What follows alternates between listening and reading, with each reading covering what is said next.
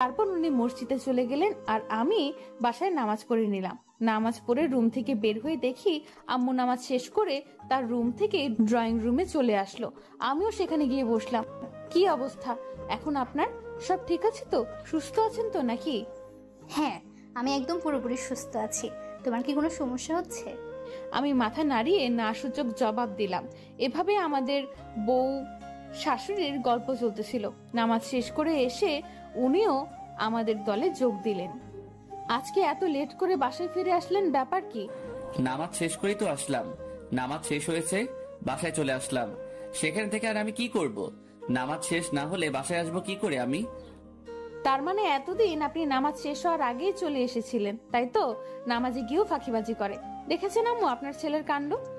ছি মাহিন, তুই এরকম করিস? এটা ঠিক না, এটা করা একদমই উচিত না। নামাজে ফাঁকিবাজি করবি না কখনো, কথা দে আমাকে। আম্মু সত্যি বলতেছি, আমি ফাঁকিবাজি করি না, মাঝে মাঝে একটু একটু হয়ে যায়। আজকে আমাকে কথা দে আর কখনো নামাজের সাথে ফাঁকিবাজি করবি না। নামাজ সম্পূর্ণ শেষ করে তারপর বাসায় ফিরবি। নামাজ পড়তে তো আর বেশিক্ষণ সময় লাগে না, তাই না? আচ্ছা আম্মু, হয়েছে। আমি তোমাকে কথা দিলাম আর কখনো নামাজে ফাঁকিবাজি করব না। সম্পূর্ণ নামাজ শেষ করে তারপর বাসায় আসবো। খুশি হইলাম কথাটা শুনে যে আম্মুকে আপনি কথা দিলেন, আমাকেও কথা দিয়েছেন। মাথায় রাখবেন কথাটা সব সময়। জি, মাথায় রাখবো সব সময়। চলো সবাই মিলে খাওয়া শেষ করে নেই। তারপর তিনজন মিলে গিয়ে খাবার টেবিলে বসে পড়লাম। খাওয়া শেষ করে আম্মুর রুমে রেখে আমরা দুজন আমাদের রুমে চলে আসলাম। তোমাকে দেখে মনে হচ্ছে খুব ক্লান্ত আজকে তুমি।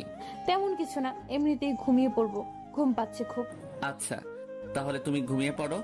আমি তোমার মাথায় বিলি কেটে দিচ্ছি, দেখবে তোমার ক্লান্তি দূর হয়ে যাবে। লাগবে না, আপনি ঘুমিয়ে পড়েন। আমি আপনার বুকে মাথা রেখে ঘুমিয়ে পড়লে এমনিতেই ঠিক হয়ে যাবে। আরে না, কিচ্ছু হবে না, তুমি শুয়ে পড়ো। আমি তোমার মাথায় হাত বুলিয়ে দিচ্ছি। সেহরির সময় উঠতে হবে তো, রাত জাগা ঠিক হবে না। ঘুমিয়ে পড়েন, না হলে শরীর ঠিক থাকবে না আপনার। কিন্তু কে শোনে কার কথা? উনি ওনার ইচ্ছা মতো সব করবে। আমি ভালো করেই জানি আমি ওনাকে যেটা বলবো উনি কানে নিবে না। তবে আম্মু যেটা বলবে সেটা সে অক্ষরে অক্ষরে পালন করবে। তাই আমি আর ওনার সাথে পেরে উঠলাম না, শেষ পর্যন্ত হার মেনেই নিলাম। কি হলো, আপনি এখনো ঘুমিয়ে পড়েননি? এখনো আমার মাথায় হাত বুলিয়ে দিচ্ছেন? আপনার ঘুম পায়নি বুঝি? এত রাত হয়ে গেছে। না, আমার ঘুম পাইনি। আমি আমার প্রিয় মানুষটাকে দেখতে দেখতে সারা জীবন কাটিয়ে দিতে পারবো, এমনকি না ঘুমিয়ে কয়েকটা রাত কাটিয়ে দিতে পারবো, শুধু যদি তার মুখখানা আমি দেখতে পাই। চাপাবাজি কম করে করেন তো। অনেক রাত হয়ে গেছে, এখন ঘুমিয়ে পড়েন। আসেন আমার পাশে শুয়ে পড়েন। এভাবে আর মাথায় হাত দিয়ে বিলি কেটে দিতে হবে না। তোমার কি এখনো মাথা ব্যথা আছে, নাকি সম্পূর্ণভাবে সুস্থ হয়ে গেছো? যদি মাথা ব্যথা থেকে থাকে তো সত্যিটা বলো, তাহলে আর কিছুক্ষণ মালিশ করে দেই। আমি এখন একদম ঠিক হয়ে গেছি।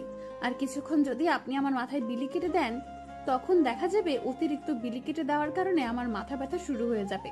আপনি আমার পাশ দিয়ে শুয়ে পড়েন তো, আর আমি আপনার বুকে মাথা দিয়ে শুয়ে পড়ি। আচ্ছা, তোমার ইচ্ছা। এই নাও, শুয়ে পড়েছি। এখন তোমার মাথাটা আমার বুকের উপর রাখো সোনা। একদম দুষ্টামি করবেন না, বুঝছেন? আমাকে আপনার হার্টবিট শুনতে দেন। যদি নড়াচড়া করেছেন তো তাহলে খুব খারাপ হয়ে যাবে, বলে দিলাম। একটুও দুষ্টুমি করবেন না। আমি আমার মন দিয়ে আপনার হার্টবিটের শব্দ শুনবো আজকে। প্রিয় মানুষের বুকে মাথা রেখে শুয়ে থাকা যে কি পরিমাণ একটা আনন্দ, সেটা যে শুয়ে থাকে সে বুঝতে পারে। আর যারা এখনো প্রিয় মানুষটার বুকে মাথা রাখতে পারেনি, অধৈর্য হবেন না। আল্লাহ তাআলা হয়তো আপনার জন্য এমন একটি বুক তৈরি করে রেখেছে, যে বুকে আপনি মাথা রাখলে পৃথিবীর সবকিছু ভুলে গিয়ে সেই শান্তিতে নিমজ্জিত হয়ে থাকবেন। আপনি যখন আপনার প্রিয় মানুষটার বুকে মাথা রাখবেন, তখন আপনার মনে হবে যে চারিপাশে যতই ঝড় আসুক না কেন, এই বুক থেকে আপনাকে কেউ ছিনিয়ে নিয়ে যেতে পারবে না। এরকম একটা আত্মবিশ্বাস তৈরি হয়। আর প্রিয় মানুষটার বুকে মাথা রাখলে মনে হয় যে পৃথিবীর সব সুখ এখানেই। কথাগুলো ভাবতে ভাবতে কখন যে ঘুমিয়ে পড়েছিলাম বুঝতেই পারিনি। যখন ভোর হলো, মসজিদে সেহরি খাওয়ার জন্য ডাক দিচ্ছে, আমার ঘুম ভেঙে গেল। চোখ খুলে তাকিয়ে দেখি আমি ওনার বুকে মাথা রেখে এখনো শুয়ে আছি, আর উনি ওনার দু হাত দিয়ে আমাকে ওনার বুকের সাথে জড়িয়ে ধরে আছে। এই যে মিস্টার অলস, সেহরির সময় হয়ে গেছে, এইবার উঠে পড়েন, সেহরি করে নামাজ পড়ে নিন। এইভাবে কয়েকবার ওনাকে ডাক দিলাম, কিন্তু উনি কোনো সাড়া শব্দ দিচ্ছে না, কারণ ঘুমাতে অনেক রাত হয়ে গেছে আজকে আমার জন্য। ঘুমের মাঝে ওনাকে দেখতে একদম ছোট বাচ্চাদের মতো লাগতেছে, যেন কি নিষ্পাপ একটা চেহারার বাচ্চা। ঘুমিয়ে থাকলে সত্যি আমার বরটা বেশ সুন্দর লাগে, তবে দেখতে অলস অলস লাগে না, এটা বলা ভুল হবে। আমি ওনার হাত আমার পিঠের উপর রেখে সরিয়ে নিলাম। নেওয়ার পর আমি বিছানা থেকে নেমে অজু করে আসলাম। এসে ওনাকে কয়েকবার ডাকলাম, দেখলাম কোনো সাড়া দিচ্ছে না, তাই আর ডিস্টার্ব করলাম না। সেহরি খাওয়া শেষ করে নামাজ পড়ে আবার ওনার বুকে মাথা রেখে শুয়ে পড়লাম। আমি কখন যে ঘুমিয়ে পড়লাম বুঝতেই পারিনি। এইদিকে যখন আমার ঘুম ভাঙলো দেখলাম একদম সকাল হয়ে গেছে। কি হলো আজকে সেহরির সময় আমি টের পাইলাম না কিসের জন্য, নামাজটাও পড়তে পারলাম না। বুকের দিকে তাকিয়ে দেখি আমার পাগলি বউটা আমাকে শক্ত করে জড়িয়ে ধরে এখনো বুকে মাথা রেখে ঘুমিয়ে আছে। তাহলে কি দীপাও সেহরি করেনি? যদি দীপা নামাজ পড়তো বা সেহরি করতো তাহলে তো আমাকে নিশ্চয়ই ডাকতো, তাই না? এই যে ম্যাডাম, ঘুম হয়েছে আপনার? এখন আমার বুক থেকে দয়া করে আপনার 40 কেজি ওজনের মাথাটা তোলেন, না হয় বুকে চাপ খেয়ে আমার হাত ব্লক হয়ে যাবে।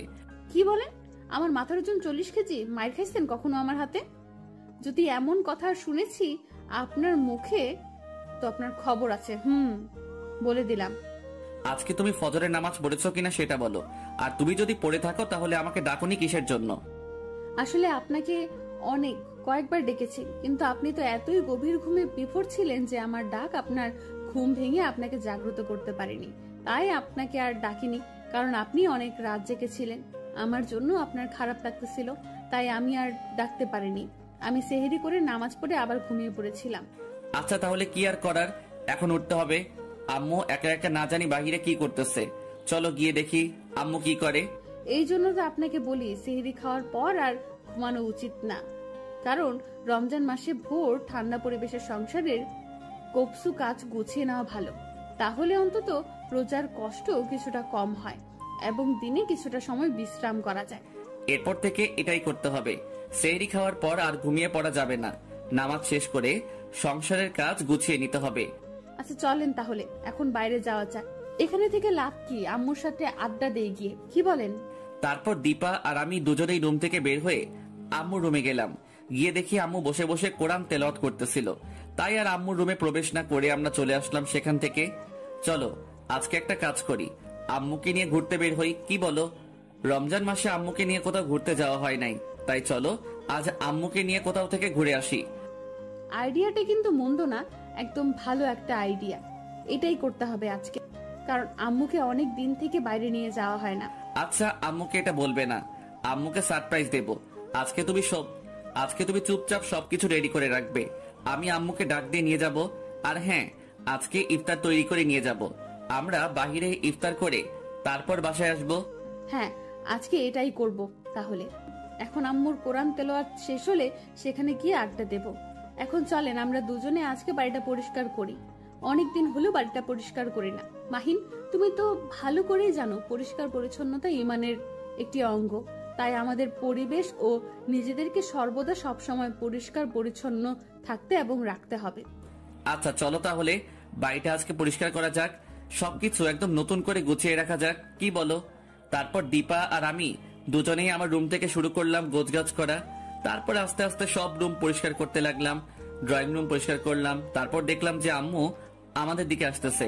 কি রে, তোরা দুজন কি শুরু করে দিয়েছিস আজকে বাসায়? বুঝলাম না, ভূতে কি লাগছে নাকি রাতে তোদের? না আম্মু, ভূতে কিলাবে কিসের জন্য? আসলে বাড়িটা অনেকদিন থেকে পরিষ্কার করা হয় না তো, তাই আজকে কোনো কাজ নেই, তাই বাড়িটা পরিষ্কার করতেছি। আপনি বসে বসে এখানে দেখিয়ে দিন কোথায় কোথায় কি করতে হবে, শুধু আদেশ করেন, আমরা করে দিচ্ছি সবকিছু আপনার মনের মতো করে।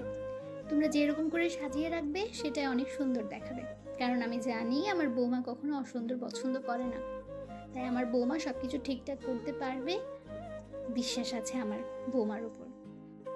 আম্মু এত আত্মবিশ্বাস কেন আমার উপরে, বলো না কি এমন করেছি যে আমাকে এতটা বিশ্বাস করো? চুপ থাকো, এসব নিয়ে কথা বলতে চাচ্ছি না, কাজ করতেছো কাজ করো। কি আর করার, সব চুপ হয়ে গেলাম আর সবকিছু আমরা পরিষ্কার করা শুরু করে দিলাম। আস্তে আস্তে সবকিছু পরিষ্কার করে নিলাম। এক পর্যায়ে বাড়িটা সম্পূর্ণ পরিষ্কার করা শেষ করলাম দুজনে। আম্মু, আপনার ছেলে যে এতটা অলস, আজকে যদি তার সাথে বাড়িটা পরিষ্কার না করতাম তাহলে কখনোই বুঝতে পারতাম না এতটা অলস মানুষ কেমনে হয়। বারে আমি আবার কি করলাম? আমি তো সমান তালে কাজ করে গেলাম, বরং আমি তোমার থেকে বেশি কাজ করেছি। তুমি আমার নামে এরকম মিথ্যা অপবাদ দিচ্ছ কিসের জন্য? আম্মু ভালো করে জানো আমি মিথ্যা কথা বলি না, আর মিথ্যা অপবাদ দিতে যাব কিসের জন্য? দেখ মাহিন, আমি মারা যাওয়ার পর বাড়িটা তোদের দুজনের, আর তোদের যে সন্তান সন্ততি হবে তাদের। তাই অলসতা কাটিয়ে পড়ার চেষ্টা কর। আমি জানি এটা তোর ছোটবেলা থেকে অভ্যাস হয়ে গেছে। আম্মু তুমি তো দেখতে পাচ্ছ আগের থেকে কতটা দায়িত্বশীল হয়েছি, তারপর যদি তুমি এরকম করে বলো তাহলে আমার কি ভালো লাগে? আমি কি একবারে সবকিছু কাটিয়ে উঠতে পারবো নাকি? তুমি বলো। দেখ, তোর জীবনে এমন একজন জীবন সঙ্গিনী এটা আমি ভুলেও কল্পনা করি নাই। তবে এসে যখন পড়েছে তাই বলছি, আমার বৌমাকে কখনো যেন কষ্ট দিবি না। হ্যাঁ আম্মু, আমি মাঝে মাঝে কনফিউজড হয়ে যাই তোমার বৌমার আচার ব্যবহারগুলো দেখে। আমি তোমার বৌমার গুণ দেখে অনেকটা মুগ্ধ হয়ে যাই, তার কথাবার্তা, কাজে, আচার আচরণে। থাক, আমাকে নিয়ে আর এত প্রশংসা করতে হবে না, সহ্য হবে না। পরে আবার দেখবেন যে হিংসুটে হয়ে যাচ্ছি দিন দিন, তখন আবার উল্টো মন্তব্য করবেন। আমি জানি আমার বৌমা কখনো এরকম হবে না, কারণ আমার আত্মবিশ্বাস আছে তার উপর। আর তার প্রশংসা করতে আমার ভালোই লাগে, কারণ সে ভালো মেয়ে। আচ্ছা বাদ দেন এসব কথা, এখন বলেন রোজা তো শেষের দিকে, তো কি করা যায়? কি আর করা যায়, প্রতিবারে যে আয়োজন করি এবার তো সেই আয়োজন করা যাবে না, একটু ভিন্ন ধরনের করতে হবে। তুমি কি কোনো প্ল্যান করে রাখছো যেটা তুমি করতে চাচ্ছ? যদি করে থাকো আমাদের সাথে শেয়ার করো, দেখি তোমার প্ল্যানটা কেমন। না, আমি একাই প্ল্যান করব কিসের জন্য? সবাইকে সাথে নিয়ে তারপর প্ল্যান করব। তোমরা দুজন থাকতে আমি একা কি করে প্ল্যান করব বলো তো? আচ্ছা, তোমরা দুজন ভেবেচিন্তে দেখো কি করলে ভালো হবে। আমি তাতেই খুশি, তোমরা যেটা করবে। আচ্ছা আম্মু, তোমার যদি কোনো কিছু করার ইচ্ছা থাকে তাহলে বলতে পারো, আমাদের সাথে শেয়ার করতে পারো। একদম চুপচাপ থাকা কিন্তু ভালো না। হ্যাঁ আম্মু, উনি একদম ঠিক বলেছে। আপনি দেখতেছি ইদানিং খুব চুপচাপ থাকেন, ব্যাপার কি? আরে কই না তো, আমি আবার চুপচাপ থাকবো কিসের জন্য? আমি তো তোদের সাথে গল্প করি, তাই না, আড্ডা দিই, তাহলে চুপচাপ কোথায় থাকি আমি? আমরা ইদানিং লক্ষ্য করছি যে আপনি চুপচাপ থাকেন, তাহলে সত্যি ঘটনাটা আমাদের সাথে শেয়ার করতেছেন না কিসের জন্য? শুনবে? তোমরা শুনতে চাও? আম্মু, তোমাকে এরকম দেখাচ্ছে কিসের জন্য? এমন কি ঘটনা আছে যেটা তুমি আমার থেকে লুকিয়ে রেখেছো? হ্যাঁ আছে, আমাদের পরিবারের এমন একটা ঘটনা ঘটে গিয়েছিল যেটা আমি আজ পর্যন্ত কাউকে বলিনি, এমনকি তোকেও না। কি এমন ঘটেছিল আমাদের ফ্যামিলির সাথে যেটা তুমি এতদিন আমার কাছ থেকে লুকিয়ে রেখেছিলে, আর আজকে কি মনে করে সেটা আবার প্রকাশ করতে চাচ্ছ তুমি? আসলে এর মধ্যে কি কোনো রহস্য আছে? এর মাঝে অনেক বড় একটা রহস্য লুকিয়ে আছে রে বাবা। আমি তোকে এতদিন বলিনি কারণ এতদিন তোর পর্যাপ্ত বয়স হয়নি, কারণ কথাটি শুনলে হয়তো তুই তখন রাগের বশে অন্য কিছু করে ফেলতিস। এখন তোর বোঝার বয়স হয়েছে, তাই এখন তোকে এটা বলা উচিত, কারণ তোর কাছ থেকে এটা লুকিয়ে রাখলে পরে ঝামেলা হবে। পরে কি আম্মু, কি এমন ঘটেছিল আপনাদের ফ্যামিলিতে যা ওনার কাছ থেকে লুকিয়ে রেখেছিলেন আর আজকে সেটা প্রকাশ করতে চাচ্ছেন? এমন কি কোনো রহস্যময় ঘটনা আছে আপনাদের ফ্যামিলিতে?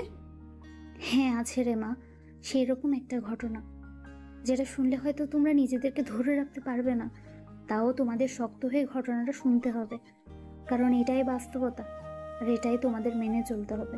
কি এমন ঘটেছিল আমাদের ফ্যামিলিতে যা তুমি আজকে বলতেছো? আর তুমি যেভাবে কথাগুলো বলতেছো মনে হচ্ছে অনেক বড় একটা রহস্য লুকিয়ে আছে। তোর আব্বু যে মৃত্যুবরণ করেছিল সেটা স্বাভাবিক মৃত্যু ছিল না, একটা ভয়ঙ্কর মৃত্যু ছিল। কি সব কথা বলছো আম্মু? তোমার মাথা ঠিক আছে? যদি বাবার স্বাভাবিক মৃত্যু না হয়ে থাকে তাহলে পোস্টমর্টেম করে কেন বাবার মৃত্যুকে স্বাভাবিক বলে ঘোষণা করা হয়েছিল সেদিন? কারণ যেভাবে তোর আব্বুর মৃত্যুটা হয়েছিল পোস্টমর্টম করে কিছুই ধরা পড়তো না, সেটা আমি ভালো করে জানি, কারণ আমি নিজ চোখে দেখেছি যে। আসলে আম্মু ঘটনাটা কি বলেন তো? কেমন জানি রহস্যের মধ্যে ঢুকে যাচ্ছি আমরা, আর আমার গা কেমন শিউরে উঠছে। আসল ঘটনাটা বলুন তো আম্মু তাহলে আপনি। সেদিন আমরা ঈদের কেনাকাটা করে বাসায় ফিরতেছিলাম, হঠাৎ করে একটা বট গাছের সামনে এসে আমাদের গাড়িটা নষ্ট হয়ে যায়। তারপর কি হয়েছিল আম্মু? তাহলে শুনে মনোযোগ দিয়ে, সেদিনকার ঘটনাটা মনে পড়লে আমার চোখ দিয়ে সব সময় পানি পড়ে। কি গো, হঠাৎ করে গাড়ি দাঁড় করালে যে? বাড়ি যাব না? এই গুটগুটো অন্ধকারে কি করব আমরা এখানে? আমি এখানে ইচ্ছা করে গাড়ি দাঁড় করাইনি, সামনে তাকিয়ে দেখো কিছু বজ্জাত। এরা আবার কারা? এদের পা দেখা যাচ্ছে না কিসের জন্য? শুধু কোমর থেকে উপর দিকটা দেখা যাচ্ছে, কিন্তু পা দেখতে পাচ্ছি না কিসের জন্য? এরা আমাদের রাস্তা আটকে দাঁড়িয়ে আছে কিসের জন্য? দাঁড়াও, ওদের সাথে কথা বলে দেখি আসলে ওরা আমাদের কাছ থেকে কি চায়। আর আমরা তো তাদের কোনো ক্ষতি করিনি, তাহলে তারা কেন আমাদের এরকম করে পথ আটকে দাঁড়িয়ে থাকবে? তুমি ভিতরে থাকো, নামবে না, আমি কথা বলবো ওদের সাথে। না, আমি এখানে থাকবো না, আমি তোমার সাথে যাব। ওরা যদি তোমার কোনো ক্ষতি করে ফেলে তাহলে আমি কি করে বেঁচে থাকবো বলো? আমাকে তুমি কথা দাও, তুমি এই গাড়িতে বা আমার সাথে আসবে না। এই বাড়ির পেছন দিয়ে একটা রাস্তা চলে গিয়েছে, সেই রাস্তা করে বাসায় চলে যাবে। আমি যদি সুস্থ থাকি তাহলে বাসায় ফিরবো, আর যদি না ফিরতে পারি তাহলে জানবে আমি নেই। এটা আমার দ্বারা কখনো সম্ভব না। আমি আপনাকে কথা দিয়েছি বাসর রাতে, যেখানে যাব একসাথে যাব, মরলে একসাথে মরবো, আর বাঁচবো একসাথে। তাহলে কেন আজকে আপনি আমাকে এভাবে একা তাড়িয়ে দিচ্ছেন? কারণ তোমার পেটে আমাদের অনাগত বাচ্চা আছে, যার ভবিষ্যৎ এখনও পড়ে আছে। তাকে তো আমরা আর কষ্ট দিতে পারি না, তাই না? শুধু তুমি আর আমি হলে সেটা অন্য কথা ছিল। তোমার মাঝে আমাদের দুজনের স্বপ্ন, আমাদের ভালোবাসা, তাই তোমাকে এখন চলে যেতে হবে। তারপর তিনি আমাকে অনেক জোর জবরদস্তি করে সেখান থেকে তাড়িয়ে দেয়, কিন্তু আমি সেখান থেকে না এসে সবকিছু লুকিয়ে লুকিয়ে দেখতেছিলাম। উনি ওদের কাছে গিয়েছিল আর ওদের সাথে কথা বলতেছিল। হঠাৎ করে কি জানি হলো, একজন খারাপ লোক ওনাকে একটা ধাক্কা দিলেন, যার জন্য উনি অনেকটা রেগে গিয়েছিলেন এবং ওনাদেরকে একটা অভিশাপ দিয়েছিলেন, যার জন্য ওনারা তোমার আব্বুকে খুন করে। আমি নিজেও জানি না কথাগুলো কি ছিল, আমি কথাগুলো শুনতে পারিনি, কিন্তু আমার কেন জানি মাঝে মাঝে মনে হয় তারা আমাদের উপর আবার আক্রমণ করবে। যে কোনো একটা বৈরী সম্পর্ক আছে আমাদের তাদের সাথে। কি বলো আম্মু, তুমি এতদিন আমার কাছ থেকে এই কথাটা লুকিয়ে রেখেছিলে কিসের জন্য? আমার মনে হয় যে আমার পিছনে পিছনে হয়তো কেউ ফলো করে, কিন্তু আমি সেটাকে এতটা কেয়ার করিনি। কিন্তু আজকে তোমার কথা শুনে আমার এখন মনে হচ্ছে যে তাহলে সত্যি কেউ আমাকে ফলো করে। কি বলিস তুই? এতদিন আমার কাছ থেকে এই কথাটা লুকিয়ে রেখেছিলে কিসের জন্য? হঠাৎ করে যদি তোর কোনো ক্ষতি করে ফেলতো তারা, তাহলে আমি কি নিয়ে বেঁচে থাকতাম বল? তোর আব্বু আমাকে একা করে ছেড়ে চলে গিয়েছে, এখন তুই শুধু আমার বেঁচে থাকার সম্বল। আমার কাছ থেকে যদি তোকেও নিয়ে যায় তারা, তাহলে আমি কি নিয়ে বাঁচবো এই পৃথিবীতে? আম্মু এসব কি কথা বলতেছেন? আমার বিশ্বাস হচ্ছে না। এসব কি সত্যি ঘটনা? সত্যি কেমন ঘটেছিল আপনাদের সাথে? আরে পাগলি মা, এত কান্না করতে হবে না। মাহিনের একটা আলাদা শক্তি আছে, যেটা আমি ছাড়া অন্য কেউ জানে না। কি বলো আম্মু, আমার একটা অলৌকিক শক্তি আছে তুমি এতদিন আমার কাছ থেকে লুকিয়ে রেখেছিলে কিসের জন্য বলো? আজকে রাত 12টার পর তোর বয়স 21 পূর্ণ হবে। আজকের পর থেকে তোর মাঝে সেই অলৌকিক শক্তি আসা শুরু হবে। কি বলেন আম্মু? এতটা ভুতুরে কাহিনী আপনাদের ফ্যামিলিতে আমাকে তো আগে জানানো উচিত ছিল, তাই না? আগে জানানো হলে তাহলে তুমি আমাকে বিয়ে করতে না, তাই না? এখন তোমার মন বুঝি বলতেছে কেন যে আমাকে বিয়ে করলে, আর কেনই বা এই ঝামেলার মধ্যে ফেসে গেলে, তাই তো? আমি মোটেও সেরকম মেয়ে না যে স্বামীকে ছেড়ে পালিয়ে যাব স্বামীর বিপদের সময়, বুঝছেন? আজকের পর থেকে আমি ভূত হয়ে যাব, তখন তো আমার সাথে থাকতে পারবে না। তখন কি করবে? আমি যদি তোমার ঘাড় মটকে দেই তখন? দেখুন, এরকম ভয় দেখানোর কথা বলবেন না। আমি কিন্তু একটুও ভয় পাই না ভূতের, তাই আপনি যত যাই বলুন না কেন আমি ভয় পাবো না আপনাকে। সেটা না হয় বুঝলাম, কিন্তু এভাবে তোতলিয়ে কথা বলার কি আছে? তোমার তো হেব্বি সাহস। তাহলে দেখা যাবে রাত 12টার পর কেমন সাহস থাকে তোমার মাঝে। আহা, কি শুরু করে দিয়েছো? আমার কথা তো শেষ করতেই দিবে, তাই না? তার আগে এত বকবক শুরু করলে আমি কিন্তু এখান থেকে চলে যাব বলে দিলাম। আমি কি করেছি? সব তো আপনার ছেলের দোষ, তাই না? দেখলেন তো সে আমাকে কি করে ভয় দেখাচ্ছে। আমি ভালো করে জানি যে তুমি আমার উপর সব দোষ চাপিয়ে দিয়ে নিজে দোষমুক্ত হওয়ার চেষ্টা করবে, কিন্তু আজকে তো এটা করে লাভ হচ্ছে না। মাহিনের প্রকৃত জীবনসঙ্গী যে সে মাহিনকে কন্ট্রোল করতে পারবে। তার যে কোনো পরিস্থিতিতে এই শক্তিটা মাহিনের জীবনসঙ্গিনীর কাছে থাকবে। আমার মনে হয় এই শক্তিটা তোমার কাছেই আছে, তাই তোমাকে এত ভয় পাওয়ার কোনো কারণ নেই, কারণ তুমি যে কোনো পরিস্থিতিতে মাহিনকে কন্ট্রোল করতে পারবে। সত্যি আম্মু? তাই নাকি? তাহলে তো আপনার ছেলের 12টা বাজিয়ে ছেড়ে দেব, দেখব সে আমার কথা না শুনে কোথায় যায়, যেহেতু আমি তাকে কন্ট্রোল করতে পারবো। এটা আবার কেমন অলৌকিক শক্তি যে জীবন সঙ্গিনী যদি আমাকে কন্ট্রোল করতে পারে? এরকম ক্ষমতা আমি চাই না, তাহলে পেতনিটা আমাকে জ্বালিয়ে মেরে ফেলবে। নামাজের সময় হয়ে এসেছে, যাও গোসল করে নামাজের জন্য রেডি হও। আমিও গোসল করতে যাই, অনেক গল্প করলাম। আর এখন যা কিছু করবে ভেবে চিন্তে করবে, যেদিকে যাবে দেখে শুনে চোখ কান খোলা রেখে সেদিকে যাবে। আচ্ছা আম্মু, তাহলে আমরা গোসল করে নেই, তুমিও গোসল করে নাও। নামাজ শেষে আবার গল্প করতে বসবো। আজকে যে আম্মুকে নিয়ে বিকেলে বের হওয়ার কথা ছিল সেটাকে ভুলে গিয়েছেন নাকি? আমি এতবার আপনাকে ইশারা করতেছিলাম, আপনি দেখলেন না কেন? এটা আম্মুর জন্য সারপ্রাইজ। আপনাকে কি করে সেখানে বলতে পারবো যে তাড়াতাড়ি চলেন? আম্মুকে সারপ্রাইজ দিতে হলে এইভাবে বলবো না। আম্মুকে সারপ্রাইজ দিতে হলে এইভাবে বলবো, তাই না? যে আম্মু আপনার জন্য সারপ্রাইজ আছে, তাড়াতাড়ি রেডি হন। হয়েছে, আমার ভুল হয়ে গেছে, এবারের মতো ক্ষমা করে দাও কেমন? তাড়াতাড়ি চলো, গোসল করে আমি নামাজ পড়ে আসি, তুমিও নামাজ পড়ো। তারপরও রেডি হয়ে আম্মুকে নিয়ে বেরিয়ে পড়বো। এখন তো যত তাড়া দেখাতে পারেন দেখাবেন, কিন্তু একটু আগে তো আমি আপনাকে তাড়া দিয়েছি, সেটার খেয়াল করলেন না। কি জন্য? তার জন্য আপনার শাস্তি পেতে হবে আজকে রাতে। আচ্ছা, সেটা না হয় রাতে দেখা যাবে, এখন এরকম বকবক না করে তাড়াতাড়ি রুমে চলো। কি আমি বকবক করি তাই না? আপনি সব সময় বকবক করেন, আমি তো সব সময় চুপচাপ থাকি। আপনি তো আমাকে কথা বলতে বাধ্য করেন। এত বড় সাহস তোমার, আমার মুখের উপর কথা বলো? চুপচাপ থাকো, আবার কথা বলো কিসের জন্য? আপনার সাহস কি করে হয় আমাকে ধমক দিয়ে কথা বলার? আমি কিন্তু এক্ষুনি গিয়ে আম্মুকে বিচার দিব, তখন দেখবেন। বড় বড় কথা বলে এখন আবার আম্মুকে বিচার দেওয়ার কথা বলতেছো? যাও গিয়ে বিচার দিয়ে আসো, তাতে আমার কি? সত্যি আপনার কিছু যায় আসে না। যাবো আম্মুকে গিয়ে বিচার দিয়ে আসবো। যাও, তাতে আমার কি? আমি তো বললাম যে বিচার দিয়ে আসো, তাতে আমার কিচ্ছু যায় আসে না। তারপর ওনাকে দেখিয়ে আমি আম্মুর রুমের দিকে পা বাড়াতে লাগলাম, যখনই উনি আমার হাত ধরে ফেললেন। আমি চোখ দিয়ে ইশারা করলাম যে কি হলো, আটকে রাখলেন কিসের জন্য? আরে আমি তো কথার কথা বললাম, সোনার পাখিটা আমার, তার জন্য আম্মুর কাছে বিচার দিতে যেতে হবে? চলো তো, দেরি হয়ে যাচ্ছে, আজান দিচ্ছে মসজিদে। আচ্ছা চলেন, এখন আর কথা বাড়িয়ে লাভ নেই। অনেক তর্ক করলাম আপনার সাথে, রোজা রেখে কথা বলতে পারবো না, পরে দেখা যাবে বিকেলে অনেক ক্লান্ত হয়ে যাব। চলেন তো এখনই। তারপর দুজনে রুমে চলে আসলাম। এসে গোসল করে উনি পাঞ্জাবি পরে মসজিদে রওনা দিলেন। আমিও অজু করে এসে জায়নামাজটা নিয়ে নামাজে দাঁড়িয়ে গেলাম। নামাজ পড়া শেষ করে ঘরে কিছুক্ষণ শুয়ে রইলাম। ঘর থেকে বের হয়ে দেখি উনি নামাজ শেষ করে বাসার ভেতরে প্রবেশ করতেছে, আর আম্মু দেখি ওনার রুম থেকে বেরিয়ে আসতেছে।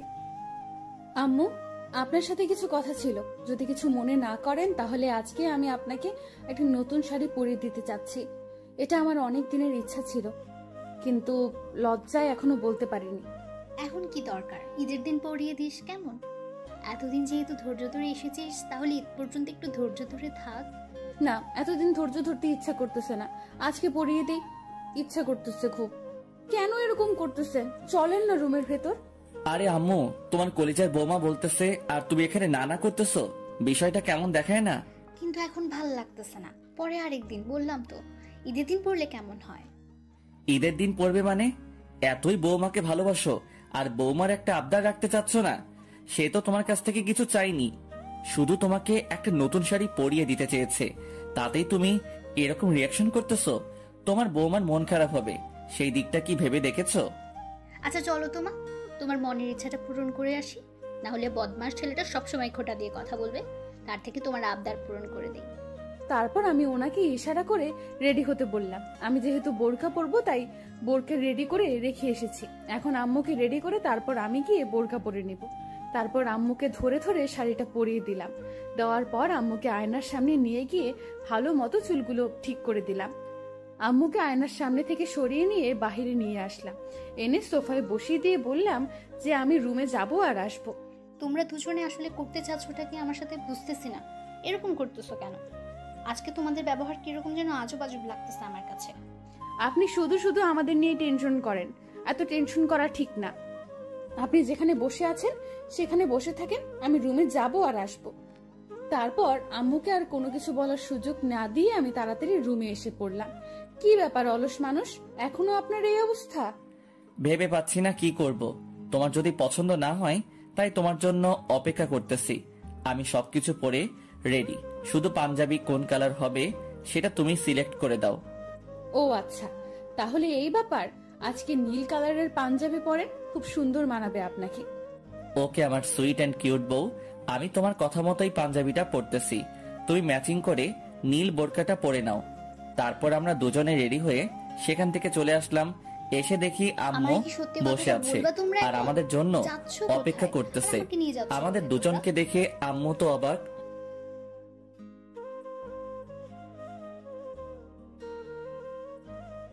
আম্মু এত কথা বলতে নেই, তুমি শুধু আমাদের সাথে আসবে। এত কথা বলার কি আছে? আমাকে বলবি তো নাকি? না হলে আবার আমার মনে খুঁতমুত থেকে যাবে। বললেই তো হয় কোথায় যাচ্ছি আমরা। খুশ মুডে থাকাই ভালো। চলেন এখন, এখানে থাকা ঠিক হবে না, দেরি হয়ে যাচ্ছে। সন্ধ্যার আগেই ফিরে আসবো, চলেন। তারপর আম্মু, আমি আর আমার বউ তিনজনে বাসা থেকে বেরিয়ে পড়লাম। বাসা থেকে বেরিয়ে গাড়িটা বের করে আনলাম। আনার পর আম্মু এবং দীপাকে গাড়িতে তুলে নিলাম এবং গন্তব্যের উদ্দেশ্যে রওনা দিলাম। আমি গাড়িটা ড্রাইভিং করতেছি, দীপা আর আম্মু দুজনে পিছনের সিটে বসে গল্প করতেছে। আমি লুকিং গ্লাসে শুধু তাদের বন্ডিং দেখতেছি। কত সুন্দর একটা বন্ডিং! কেউ বলবে না যে এরা বৌমা শাশুড়ি, দেখে বলবে মা আর মেয়ে। আমি দোয়া করি আমার মায়ের আর আমার বউয়ের বন্ডিংটা যেন সারা জীবন এরকম থাকে, কখনো যেন তাদের মাঝে কোনো রকম ঝগড়ার সৃষ্টি না হয়। প্রায় 30 মিনিট পর আমরা সেই গন্তব্যস্থানে পৌঁছে গেলাম। চারিপাশে গাছপালা দিয়ে ভরপুর নিরিবিলি একটা পরিবেশে আম্মু আর দীপা দুজনে গাড়ি থেকে নেমে পড়লো। আমাকে কোথায় নিয়ে আসলে তোমরা? বুঝলাম না। আজকে আমরা একটা প্ল্যানিং করেছি যে আপনাকে নিয়ে কখনো বের হওয়া হয় না অনেক দিন থেকে, তাই আজকে বের হয়েছি। আর ইফতার সবকিছু রেডি করে সাথে করে নিয়ে এসেছি। এখন আমরা এখানে ফ্যামিলি পিকনিক করব, এখানে ইফতার করব, তারপর বাসায় ফিরবো। এটা করার কি মানে হয়? বাসায় করলে ভালো হতো, এখানে এসে এভাবে এসব করা ঠিক না। আম্মু, তুমি যেটা ভাবছো সেরকম কিচ্ছু হবে না, একদম সবকিছু ঠিকঠাক হবে, এখানে কোনো সমস্যা হবে না। আমি জানি আমাকে তুমি ভরসা করো না। তাও আজকের দিনটা তোর জন্য অনেক ভয়াবহ একটা দিন। তোকে বাইরে নিয়ে আসা আমার ভুল হয়েছে। আমার তো কোনো স্মরণ ছিল না, কিন্তু এখন মনে হচ্ছে এখন আমাদের বাসায় ফিরে যেতে হবে। এখানে থাকা উচিত হবে না। আম্মু একদম টেনশন করবেন না, এরকম কিচ্ছু হবে না। আমরা একদম সেফটি ভাবে এখানে থাকবো। আর এখান থেকে আমরা আজকে ফ্যামিলি পিকনিক এবং ইফতার শেষ করে বাসায় ফিরে যাব। হ্যাঁ আম্মু, বেশি দেরি করব না তো, সন্ধ্যার আগে আমরা বাসায় ফিরে যাব। তুমি দেখে নিও। আমার মনে হচ্ছে এখানে থাকা আমাদের উচিত হবে না, কারণ আমি আশেপাশে কোনো কিছুর একটা আভাস পাচ্ছি। তাই প্লিজ তাড়াতাড়ি এখান থেকে চলে যাই আমরা। আম্মু, তুমি ঠিক আছো তো? তোমার কোনো সমস্যা হচ্ছে না তো? আমার কিছু হবে না, তুমি স্বাভাবিক থাকার চেষ্টা করো। দীপা, তুমি আম্মুর হাত ধরে রাখো, কারণ আমিও একটা আভাস পাচ্ছি এখন আমাদের বাসায় ফিরে যেতে হবে। আমাদের উচিত হয়নি আম্মুকে এসব বিষয় না জানিয়ে আম্মুকে এখানে নিয়ে আসা। তুমি দ্রুত গুছিয়ে নাও, আমরা দ্রুত বাসায় ফিরবো। আম্মু আপনি একদম টেনশন করবেন না, আমাদের কিচ্ছু হবে না। আমরা বাসায় যাচ্ছি, এখনো তো অনেকটা দিনের আলো আছে, মাত্র বিকেল। আমাদের আশেপাশে অনেক মানুষ আছে, এরকম কিচ্ছু হবে না। আপনি টেনশন করবেন না অযথা। আমাদের ভুল হয়ে গেছে, আমরা তখন ভালোভাবে বুঝতে পারিনি আর বিষয়টা খেয়াল করিনি ততটা। আমরা চলে যাচ্ছি। তারপরে আমরা গাড়িতে করে সেখান থেকে খুব দ্রুত চলে আসলাম বাসার দিকে। আমি খুব দ্রুত গাড়িটা নিয়ে বাসায় এসে উপস্থিত হলাম। শিট, এটা কোনো কাজ হলো? তোমাদের এত করে বললাম তাড়াতাড়ি চলো তাড়াতাড়ি চলো, তাহলে আজকে আমাদের শত্রু তিনজনকে খতম করতে পারতাম, আমাদের চির শত্রু শেষ হতো। সরি বস, আমরা ভাবতে পারিনি যে তারা আমাদের আভাস পেয়ে এত তাড়াতাড়ি এখান থেকে চলে যাবে। আজকে সব তোমাদের বোকামের জন্য হলো, বুঝছো? আজকে যদি আমরা তাদেরকে শেষ করে দিতে পারতাম তাহলে আমরা নিশ্চিন্তে থাকতে পারতাম, কিন্তু এখন তো থাকতে পারবো না। এত টেনশন করার কি আছে? তারা তো মানুষ, আমরা তাদের বাসায় গিয়ে অ্যাটাক করি এবং তাদেরকে নিমিষের মধ্যে শেষ করে দিয়ে আমরা নিশ্চিন্তে থাকতে পারি, তাই না? বোকার দল কোথাকার! যদি সেরকমটা হতো তাহলে তো আমি কবে তাদেরকে শেষ করে দিতাম। তাদের বাসার ত্রিসীমানের ভিতরে আমাদের প্রবেশ নিষিদ্ধ, সেটা পবিত্র জায়গা, সেখানে অনেক কিছু আছে। আমাদের শত্রু, তাই আমরা সেখানে প্রবেশ করতে পারি না। ওস্তাদ, তাহলে এখন আমরা কি করতে পারি? আমরা আমাদের চিরশত্রুকে কিভাবে নিধন করতে পারি তার একটা উপায় বলে দিন আমাদের। আমরা কি তাহলে আমাদের চিরশত্রুকে কখনো শেষ করতে পারবো না? তাদের হাতে কি আমাদের মৃত্যু হবে? না, কখনোই সম্ভব না। আমি এবং আমার গুরু, আমরা শেষ হয়ে যাওয়ার আগেই সেই ছেলেকে আমি শেষ করে দেব। আপনি তো এক্ষুনি বললেন যে ছেলেটা আজকে একটা ভয়ানক শক্তি পেতে চলেছে, তাহলে আমরা তাকে কিভাবে শেষ করব? এত বোকামি কথা বলতে হবে না। আমাদের যে গুরু আছে সে সব কিছু শুনতেছে এবং সব কিছু তার জানা আছে যে আমাদের চিরশত্রুকে কিভাবে শেষ করতে হবে। এখন আমি তার কাছে যাব এবং পরামর্শ নিব, সেই পরামর্শ অনুযায়ী কাজ করতে হবে। আমাদের শক্তি আসবে আজকে রাতে। কি বলেন ওস্তাদ? আমরা এর থেকেও শক্তিশালী হয়ে যাব? কল্পনা করতে পারতেছি না। আপনার কথা কি সত্যি? হ্যাঁ, আমার কথা সত্যি। এখন চলো আমরা আমাদের বাসস্থানে ফিরে যাই। এখানে থাকা ঠিক হবে না আমাদের জন্য। কখন কোন পাশ থেকে শত্রুরা আক্রমণ করে বলা তো যায় না। আর অল্প কিছুক্ষণ সেখানে থাকলে আমরা আর আজকে জীবনেই ফিরে আসতে পারতাম না। আমি তো কোনো কিছুই বুঝতে পারলাম না, সবকিছু আমার মাথার উপর দিয়ে গেল। বুঝলাম না। আজকে রাতের পর থেকে তুমিও বুঝতে পারবে বৌমা। এখন শুধু আজকের রাতটা তোমরা সবাই অপেক্ষা করো। আম্মু, আর এখানে বসে থেকে কি করব? চলেন, রাতে তো কিছু খাইতে হবে তাই না? রান্না করি, আর ইফতার যেহেতু বানানো আছে তাহলে আর বানাতে হবে না। আচ্ছা বৌমা, তাহলে চলো আমরা রান্না করি। মাহি, তুইও আমাদের সাথে আয়, রান্না করে বসে থাকবি। তোকে আর একা কোথাও ছাড়তেছি না আজকের জন্য, কারণ বলা তো যায় না কখন কি ঘটে যায়।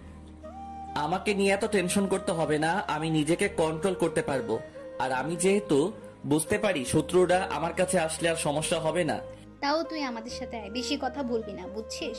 আম্মু কথাটা বলতেছে, আপনি গ্রাহ্য করছেন না কিসের জন্য? আপনার সমস্যা আছে বুঝছেন, আম্মু যেটা বলে সেটা শুনলেই তো হয়। তুমি যেভাবে আমাকে বলতেছো মনে হচ্ছে আমি আম্মুর কথা শুনি না, তাই না? আমি সেরকম কোনো কিছু বলিনি। আমি শুধু বলেছি এখন আম্মু যেটা করতে বলেছে কোনো কথা না বলে আম্মুর কথা মতো চলুন, তাহলেই তো হয়। আচ্ছা হইছে, আর কথা শোনাতে হবে না আমাকে। আমি যাচ্ছি রান্নাঘরে, কিন্তু আমি রান্নাঘরে গিয়ে কি করব বুঝতেছি না। আজকে আপনাকে আমরা রান্না শিখাবো। বলা তো যায় না কখন আমি চলে যাই এই পৃথিবী থেকে। আপনাকে তো রান্না করে খেতে হবে যতদিন না অন্য একটা বিয়ে করতেছেন। কথাগুলো ঠিক মতো বলো, বুঝছো? এরকম কথা যদি আর কখনো শুনেছি তাহলে একটা মাইরও মাটিতে পড়বে না, সব পিঠে পড়বে। আম্মু দেখছো তোমার ছেলে তোমার সামনে আমাকে কিরকম হুঁশিয়ারি সংকেত দিতেছে। এর আমি বিচার চাই, বিচার চাই, বিচার চাই। সারাদিন সারা রাত চিল্লাইয়া চিল্লাইয়া আন্দোলন করলেও কাজ হবে না, কারণ এখন আমরা রান্না করতে যাচ্ছি। আম্মু, আমাদের তামাশা দেখতেছো তুমি? কিছু বলবে না তোমার ছেলেকে? তাহলে কিন্তু আমি রান্না করতে যাব না, বলে দিলাম। আমি তোদের দুজনকে নিয়ে হাঁপিয়ে উঠেছি, কারণ তোরা যে পরিমাণ ঝগড়া করিস আমি বুঝতেছি না আমি মারা যাওয়ার পর তোরা কিভাবে সংসার করে খাবি। আম্মু আর কখনো ভুলেও এই কথা মুখে আনবে না, বলে দিলাম। আম্মু তুমি যদি আর কোনোদিন এই কথা বলেছো সেদিন আমি এই বাসা ছেড়ে চলে যাব, বলে দিলাম। জন্মগ্রহণ যেহেতু করেছি মরে তো যেতেই হবে, এটাই বাস্তবতা। আল্লাহ তাআলা আমাদের এই বিধানেই সৃষ্টি করেছেন, প্রত্যেক প্রাণীকে মৃত্যুর স্বাদ গ্রহণ করতেই হবে। হ্যাঁ মা, আমিও সেটা জানি, কিন্তু তুমি এই কথা কখনো মুখে তুলবা না। আল্লাহ তাআলা যেদিন তোমার হায়াত শেষ রেখেছে তার আগ মুহূর্ত পর্যন্ত তুমি এই কথা মুখে তুলবা না। আমিও ওনার সাথে একমত, কারণ আপনি ছাড়া এই পরিবারটা একদম শূন্য হয়ে যাবে। আর আমরা কার সাথে এত গল্প করব? আমাদের কষ্ট দিতে কি আপনার ভালো লাগে? আর কখনোই এরকম কথা মুখে আনবেন না। হয়েছে আমার লক্ষ্মী ছেলে, লক্ষ্মী মেয়ে, আমি আর কখনো এই কথা মুখে তুলব না। আর আমি চাই না আমার কথায় আমার ছেলে আর আমার মেয়েটা কষ্ট পাক। এই তো আমাদের লক্ষ্মী আম্মু, তুমি ছাড়া এই পৃথিবী আমার কাছে একদম অন্ধকার। তুমি ছাড়া আমি এই পৃথিবীর আলো দেখতে পেতাম না। তুমি আমার জন্মদাত্রী মা, তুমি ছাড়া আমি একদম নিঃস্ব। হ্যাঁ, একদম ঠিক বলেছো। যদি মা জাতি না থাকতো তাহলে আমাদের মতো সন্তান জাতি কখনোই ভূমিষ্ঠ হতে পারতো না। আচ্ছা হয়েছে, এবার চলো রাতের জন্য কিছু স্পেশাল রান্না করি। আজকে চিকেন, তার সাথে পোলাও। আর কি কি রান্না করা যায়? তাতে চলবে আম্মু, আর কিচ্ছু লাগবে না। এখন তাড়াতাড়ি চলো, আজকে আমাকে তোমরা রান্না শিখাবে, আমি রান্না শিখতে চাই। আম্মু, এবার প্রমাণ পেলেন তো আমি মারা যাওয়ার পর আপনার ছেলে অন্য একটা বিয়ে করে আনবে। আম্মু তোমার বৌমাকে সাবধান হতে বলো, যদি সে আরেকবার এই কথা মুখ দিয়ে উচ্চারণ করেছে তাহলে আমি কিন্তু সত্যি সত্যি তাকে ধরে পিটাবো। আরে বৌমা, এরকম করতেছো কিসের জন্য? দেখতে তো পাচ্ছ ছেলেটা কষ্ট পাচ্ছে, তারপরে তাকে কষ্ট দেওয়া কি উচিত হচ্ছে তোমার? ওকে আম্মু, আর বলবো না। এখন চলুন তো রান্না করে গিয়ে। কি মজা হবে, তিনজন মিলে রান্না করব আজকে। আমরা কিন্তু তিনজন থাকতে চাচ্ছি না, আমাদের পরিবারের কিন্তু সদস্য বাড়াতে হবে, তাই না? সদস্য বাড়াবো কি করে? আমরা আবার কোথা থেকে সদস্য নিয়ে আসবো শুনি? গাধার মতো কথা না বলে কিছু প্রধান চেষ্টা করো। মাথায় তো শুধু গোবর ছাড়া অন্য কিছু নেই মনে হয়। আরে আম্মু, তুমি এই সামান্য কথাতে আমাকে গাধা বানিয়ে দিলে। আমি বললাম সদস্য কোথা থেকে আনবো আমরা। আপনি চুপ করবেন? একদম চুপ মেরে থাকেন, কোনো কথা হচ্ছে না। এখন আমি রান্না করব, পরে দেখা যাবে। তুমিও তাহলে বুঝতে পেরেছো, শুধু আমি বুঝতে পারলাম না। দূর, ভালো লাগে না। এত কম বুঝি কেন আমি?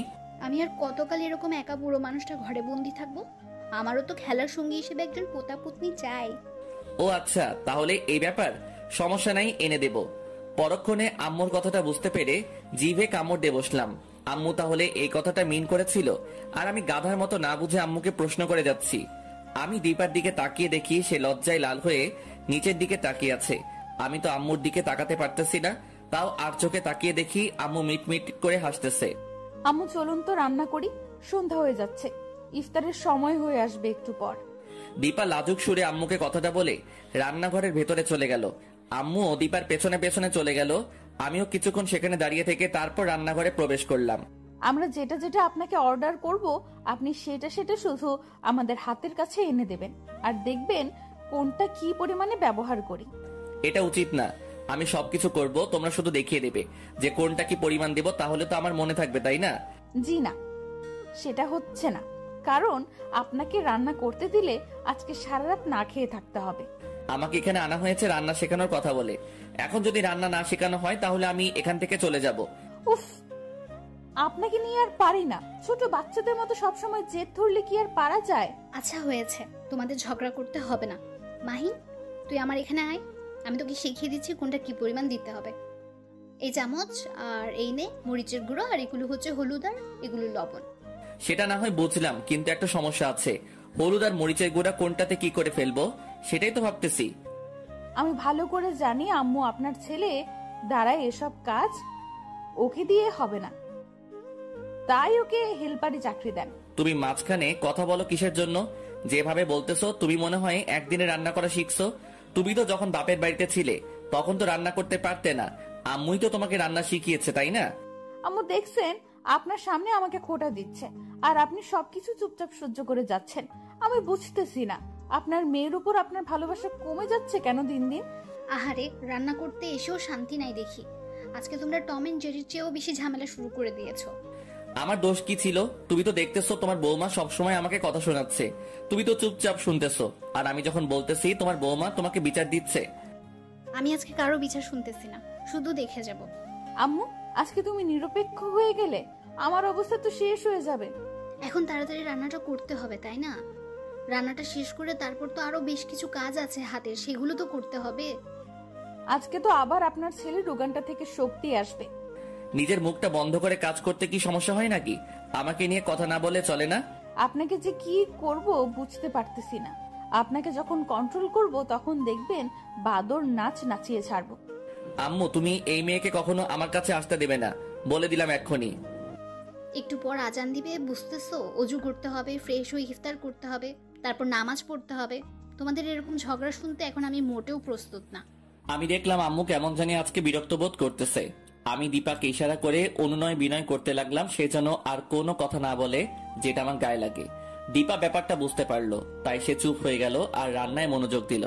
রান্নার কথা ছাড়া অন্য কোনো কথা বের হচ্ছে না আর দীপার মুখ থেকে। সেটা দেখে আম্মু আমাদের দুজনের দিকে বারবার তাকাচ্ছে, আর কিছু বলতেছে না।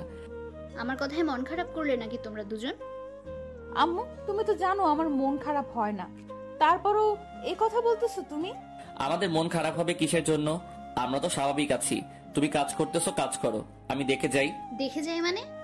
এতক্ষণ থেকে রান্নায় মনোযোগ দিলে তো এতক্ষণে রান্নাটা প্রায় শিখেই ফেলতি। আজকে যেটুকু শিখাইছো সেটাই অনেকদিন, আরেকদিন বাকিটুকু শিখে নেব, সেটাই যাবে, আর সমস্যা হবে না। তাহলে তো ভালো, বাকিটা আরেকদিন শিখে নিবি। আজকে যেটা শিখে নিলি সেটা আবার ভুলে যাস না যেন। কাকে কি বলতেছো? আম্মু একটা অলস মানুষ কি কখনো এসব মনে রাখবে? এই তোমাকে কি বলেছি? চুপচাপ তোমার কাজ তুমি করো। তারপরও এরকম করতেছো কেন আমার সাথে? আমি কি আপনাকে উদ্দেশ্য করে বলছি নাকি? আমি তো আমার মুখ দিয়ে কথাটা বললাম। যেহেতু আপনার গায়ে লেগেছে তার মানে আপনি সত্যি সত্যিই অলস। তোমাকে উচিত শিক্ষা না দিলে তুমি ঠিক হবে না, সেটা আমি ভালো করেই জানি। আচ্ছা তাহলে তোমরা ঝগড়া করো, আমি একটু বাইরে থেকে আসি। কথাটা বলে আম্মু সেখান থেকে বেরিয়ে গেল। আমি দীপার কাছে চলে আসলাম আর দীপাকে পিছন থেকে জড়িয়ে ধরলাম খুব শক্ত করে। এসব কি অভদ্রতামি করতেছেন? আম্মু চলে আসবে যে কোনো সময়। ছাড়েন বলতেছি, ছাড়েন। এরপর থেকে যদি তুমি আমার সাথে আর একবার নিজে থেকে ঝগড়া করতে এসেছো তাহলে তোমাকে যে কি করব সেটা পরে দেখা যাবে। আপনি আমার কচু করবেন, কচু কচু। ভাগেন এখান থেকে, আম্মু চলে এসেছে। আম্মুর কথা শুনে আমি দীপাকে ছেড়ে দিয়ে দৌড়ে অন্য সাইডে চলে আসলাম। আশেপাশে তাকিয়ে দেখলাম আম্মু এখনো আসেনি, তাই আমি দীপার কাছে আবার যেতে লাগলাম। আমাকে তো ভালোই বোকা বানাতে পারো মিথ্যা কথা বলে। মিথ্যা কথা বলতেছো রোজা ধরে, এটা কিন্তু ঠিক না। আপনি যখন তখন আমাকে জড়িয়ে ধরবেন, যদি আম্মু দেখে ফেলে তখন তো আমার একটা লজ্জার ব্যাপার আছে। এমনিতেই তখন আম্মুকে কি একটা লজ্জায় ফেলে দিয়েছিল বোকার মতো আপনার প্রশ্ন করার জন্য। আর এখন এসব কি করতেছে? সবসময় কি এসব করার সময় নাকি? আমি তো আর পরকিয়া করতেছি না, আমি তো বিয়ে করা বউকে জড়িয়ে ধরে আছি। আম্মু দেখবে, দেখে চলে যাবে, একটু লজ্জা লজ্জা ভাব নিয়ে, বা আমাদের লজ্জা দিয়ে ভিতরে চলে আসবে, সেটা কোনো ব্যাপার হইলো? আম্মু তো অন্য কেউ তো না। আমি অনেক নির্লজ্জ মানুষ দেখেছি, অনেক বেহায় মানুষ দেখেছি, কিন্তু আপনার মতো নির্লজ্জ বেহায় মানুষ আজকে প্রথম দেখতেছি। প্রতিটা বউয়ের কাছে প্রতিটা স্বামী নির্লজ্জ হয়, না হলে এত ভালোবাসা পাবে কোথা থেকে বউরা? অনেক হয়েছে চাপাবাজি করা, চাপাবাজি করতে হবে না। এখন আমার হাতের কাজগুলো করতে দেন, না হলে কিন্তু এই যে গরম খুন্তি সেকে দেব। এখনো তোমরা দুজন ঝগড়া করতেছো? আচ্ছা, রান্নাটা কি শেষ হয়েছে নাকি ঝগড়া করতেছো দুজনে? আমি কিন্তু রান্না করতেছিলাম, আপনার সালাম কা দুসরা করতেছিলাম। আপনার ছেলেকে বাইরে পাঠিয়ে দেন, আমি রান্নাটা শেষ করতে পারবো তাহলে তাড়াতাড়ি। সত্যি আম্মু, আমি বাইরে চলে যাব এক্ষুনি। তোকে রুমে যেতে হবে না, তুই আমার কাছে আয়, আমি কি কি রান্না করি সেগুলো শেখার চেষ্টা কর, ভবিষ্যতে কাজে লাগবে যখন বৌমা প্রেগনেন্ট হবে। আর আমি যখন না থাকি, বলা তো যায় না ভবিষ্যতের কথা। আম্মু, এখন কিন্তু আমি সত্যি সত্যি এখান থেকে চলে যাব, তোমাকে বলছি না এসব কথা বলো না।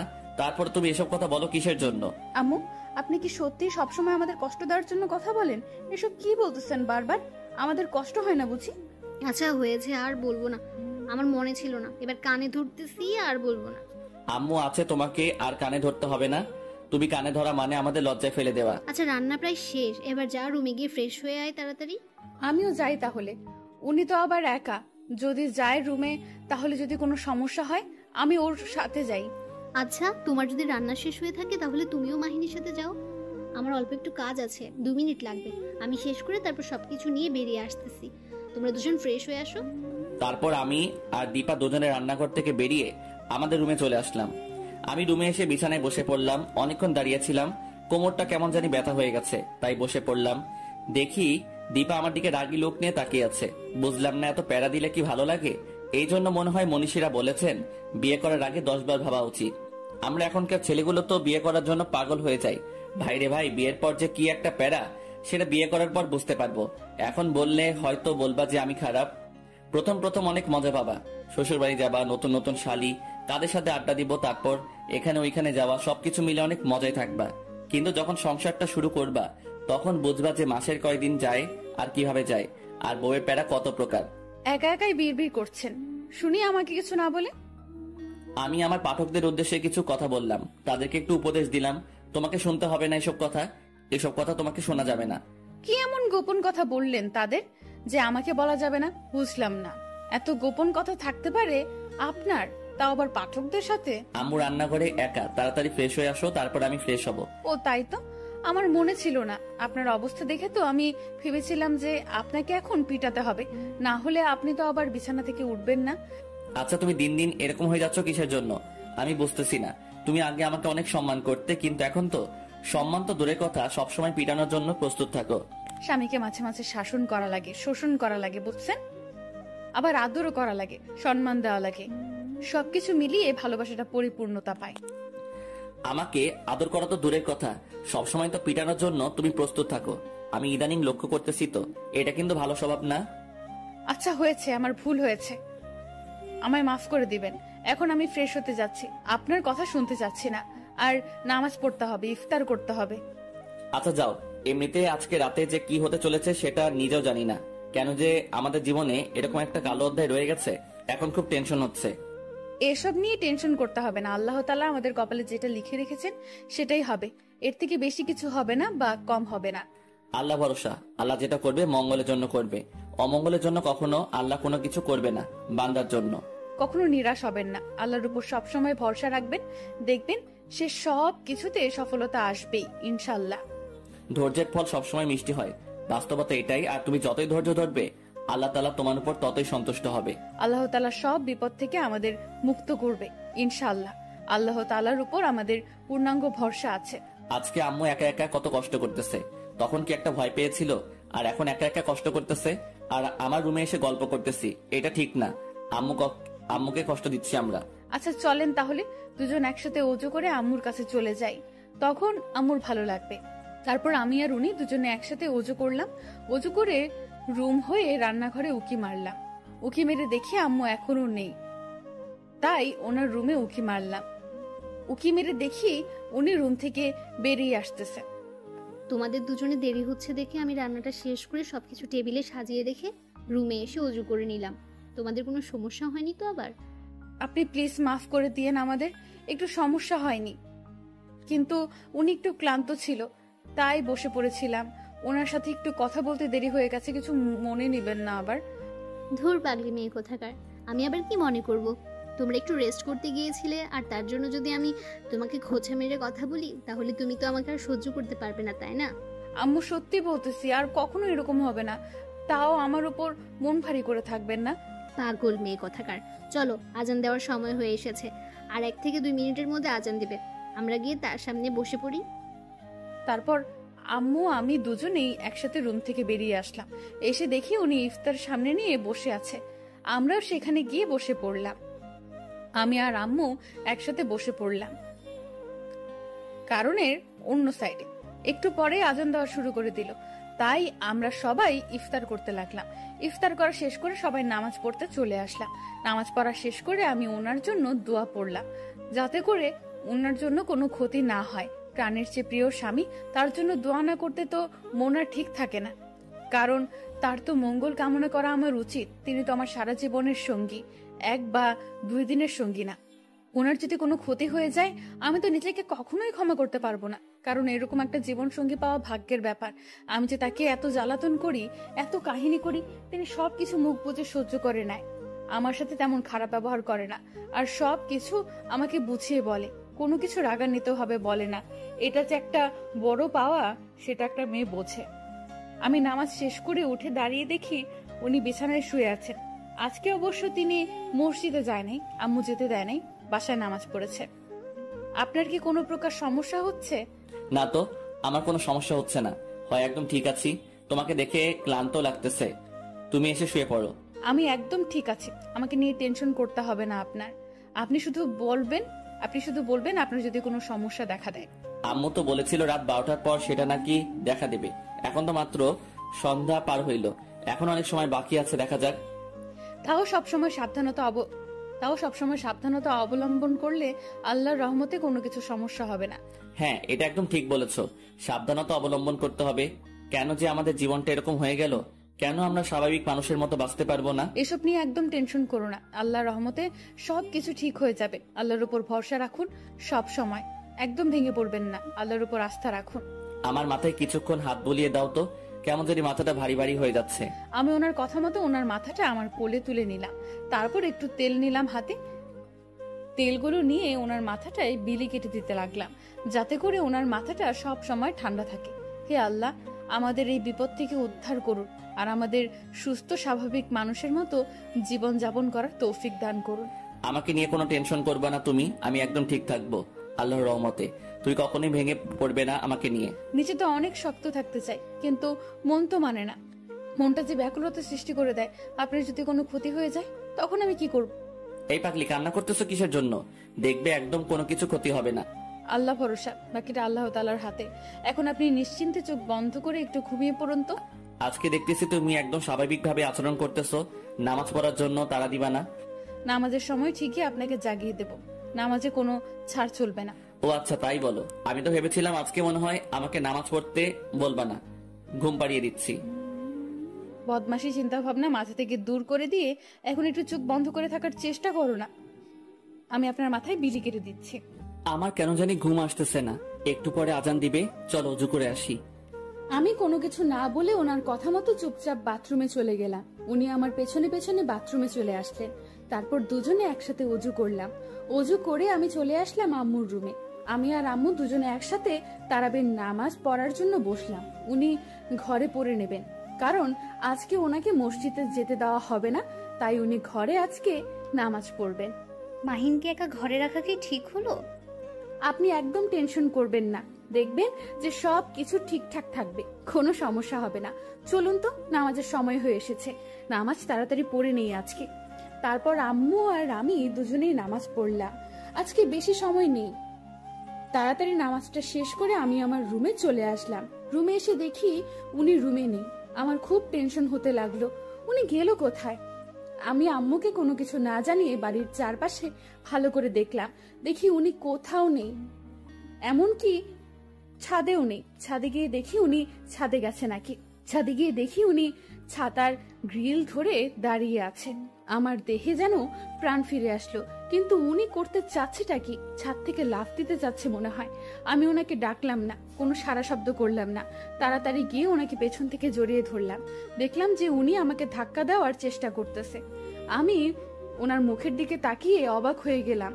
ওনার মুখের একই হাল হয়েছে, ওনার চোখ মুখের অবস্থা চেঞ্জ হয়ে গেছে। আপনি ঠিক আছেন তো? আপনাকে এরকম দেখাচ্ছে কিসের জন্য? আপনি স্থির হয়ে একটু দাঁড়িয়ে থাকেন।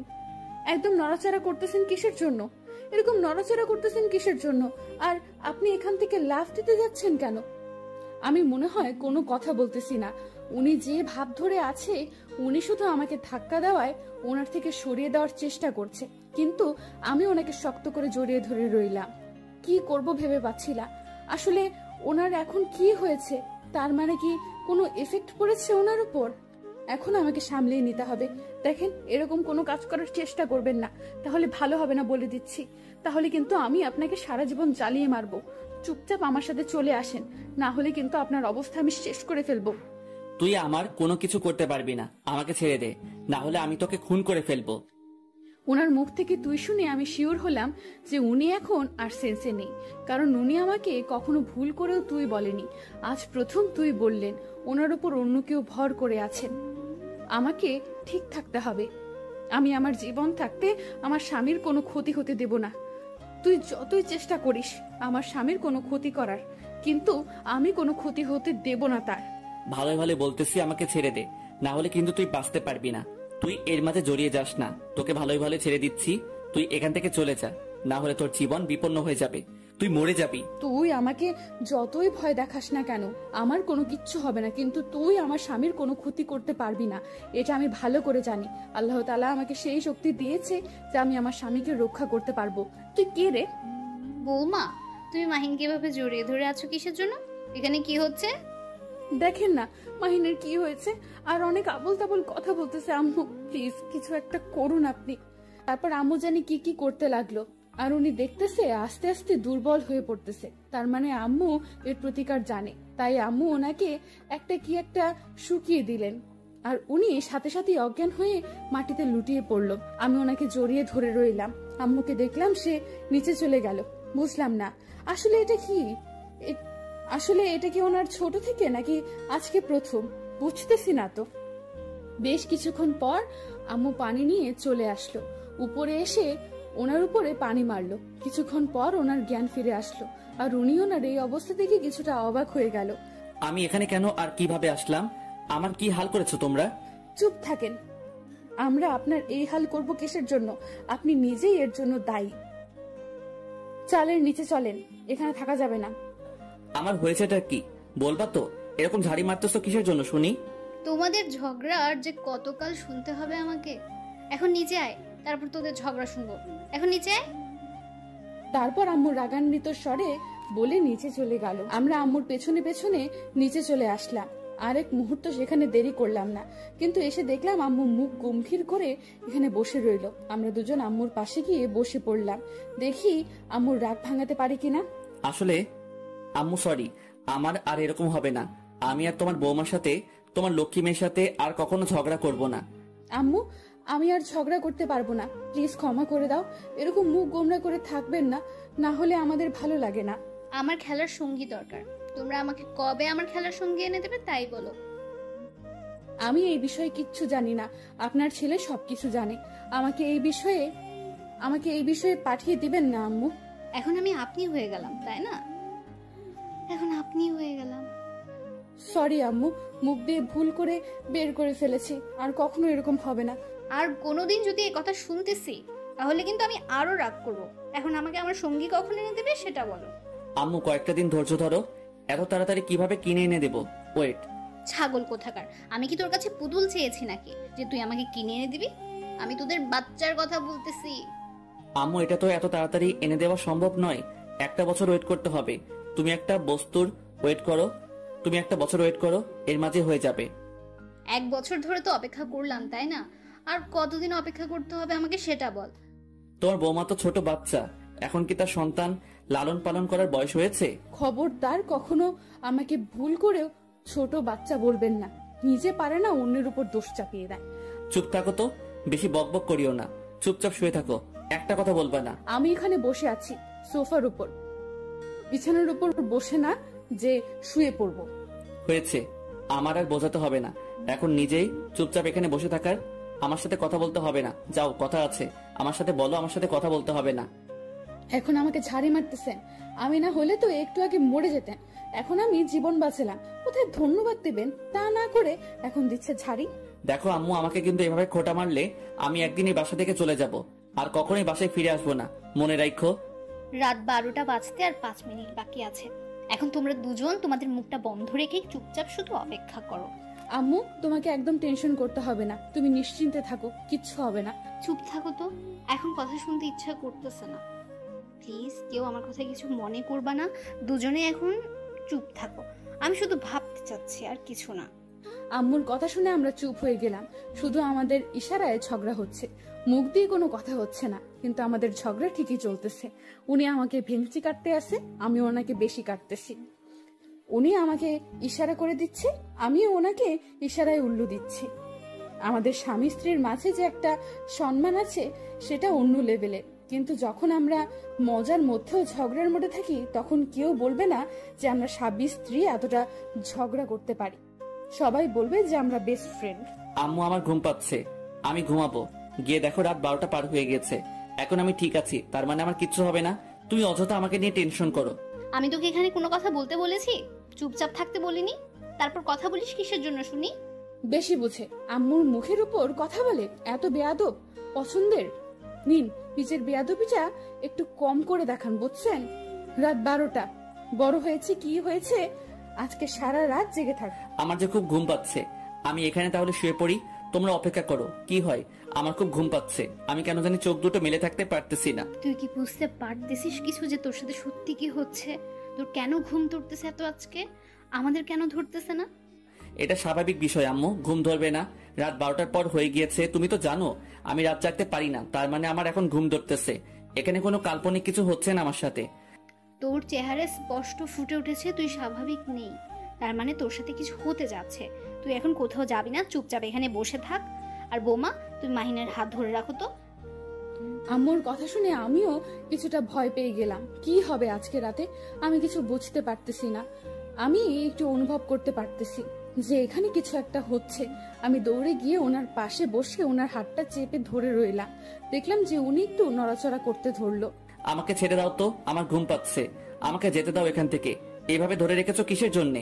আমার ঘুম পাচ্ছে, আমাকে ছেড়ে দাও। আপনার ঘুম পেলে এখনই ঘুমিয়ে পড়ুন, এখান থেকে উঠে যেতে পারবেন না কোথাও।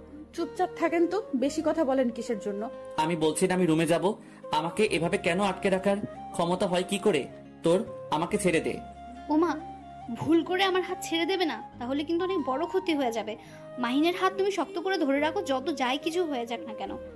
আম্মুর কথা মতো আমি ওনাকে অনেক শক্ত করে চেপে ধরে রইলাম। দেখতেছি উনি অনেক শক্তি দেখাচ্ছে। আমি বুঝতে পারতেছি না, ওনার তো অনেক শক্তি, আমি তো তার সাথে পেরে উঠতে পারতেছি না।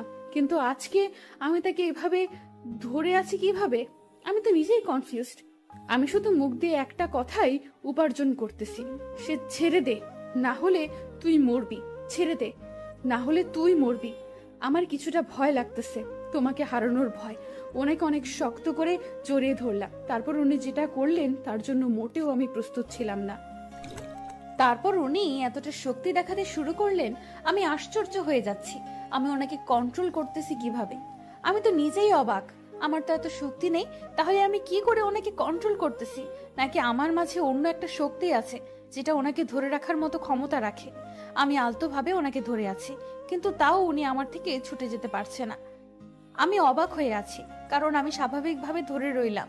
উনি যেটা করেছে সেটা অস্বাভাবিক, মানে এমন একটা রিয়েক্ট করতেছে মনে হয় আমাকে মেরে ফেলবে এখানে।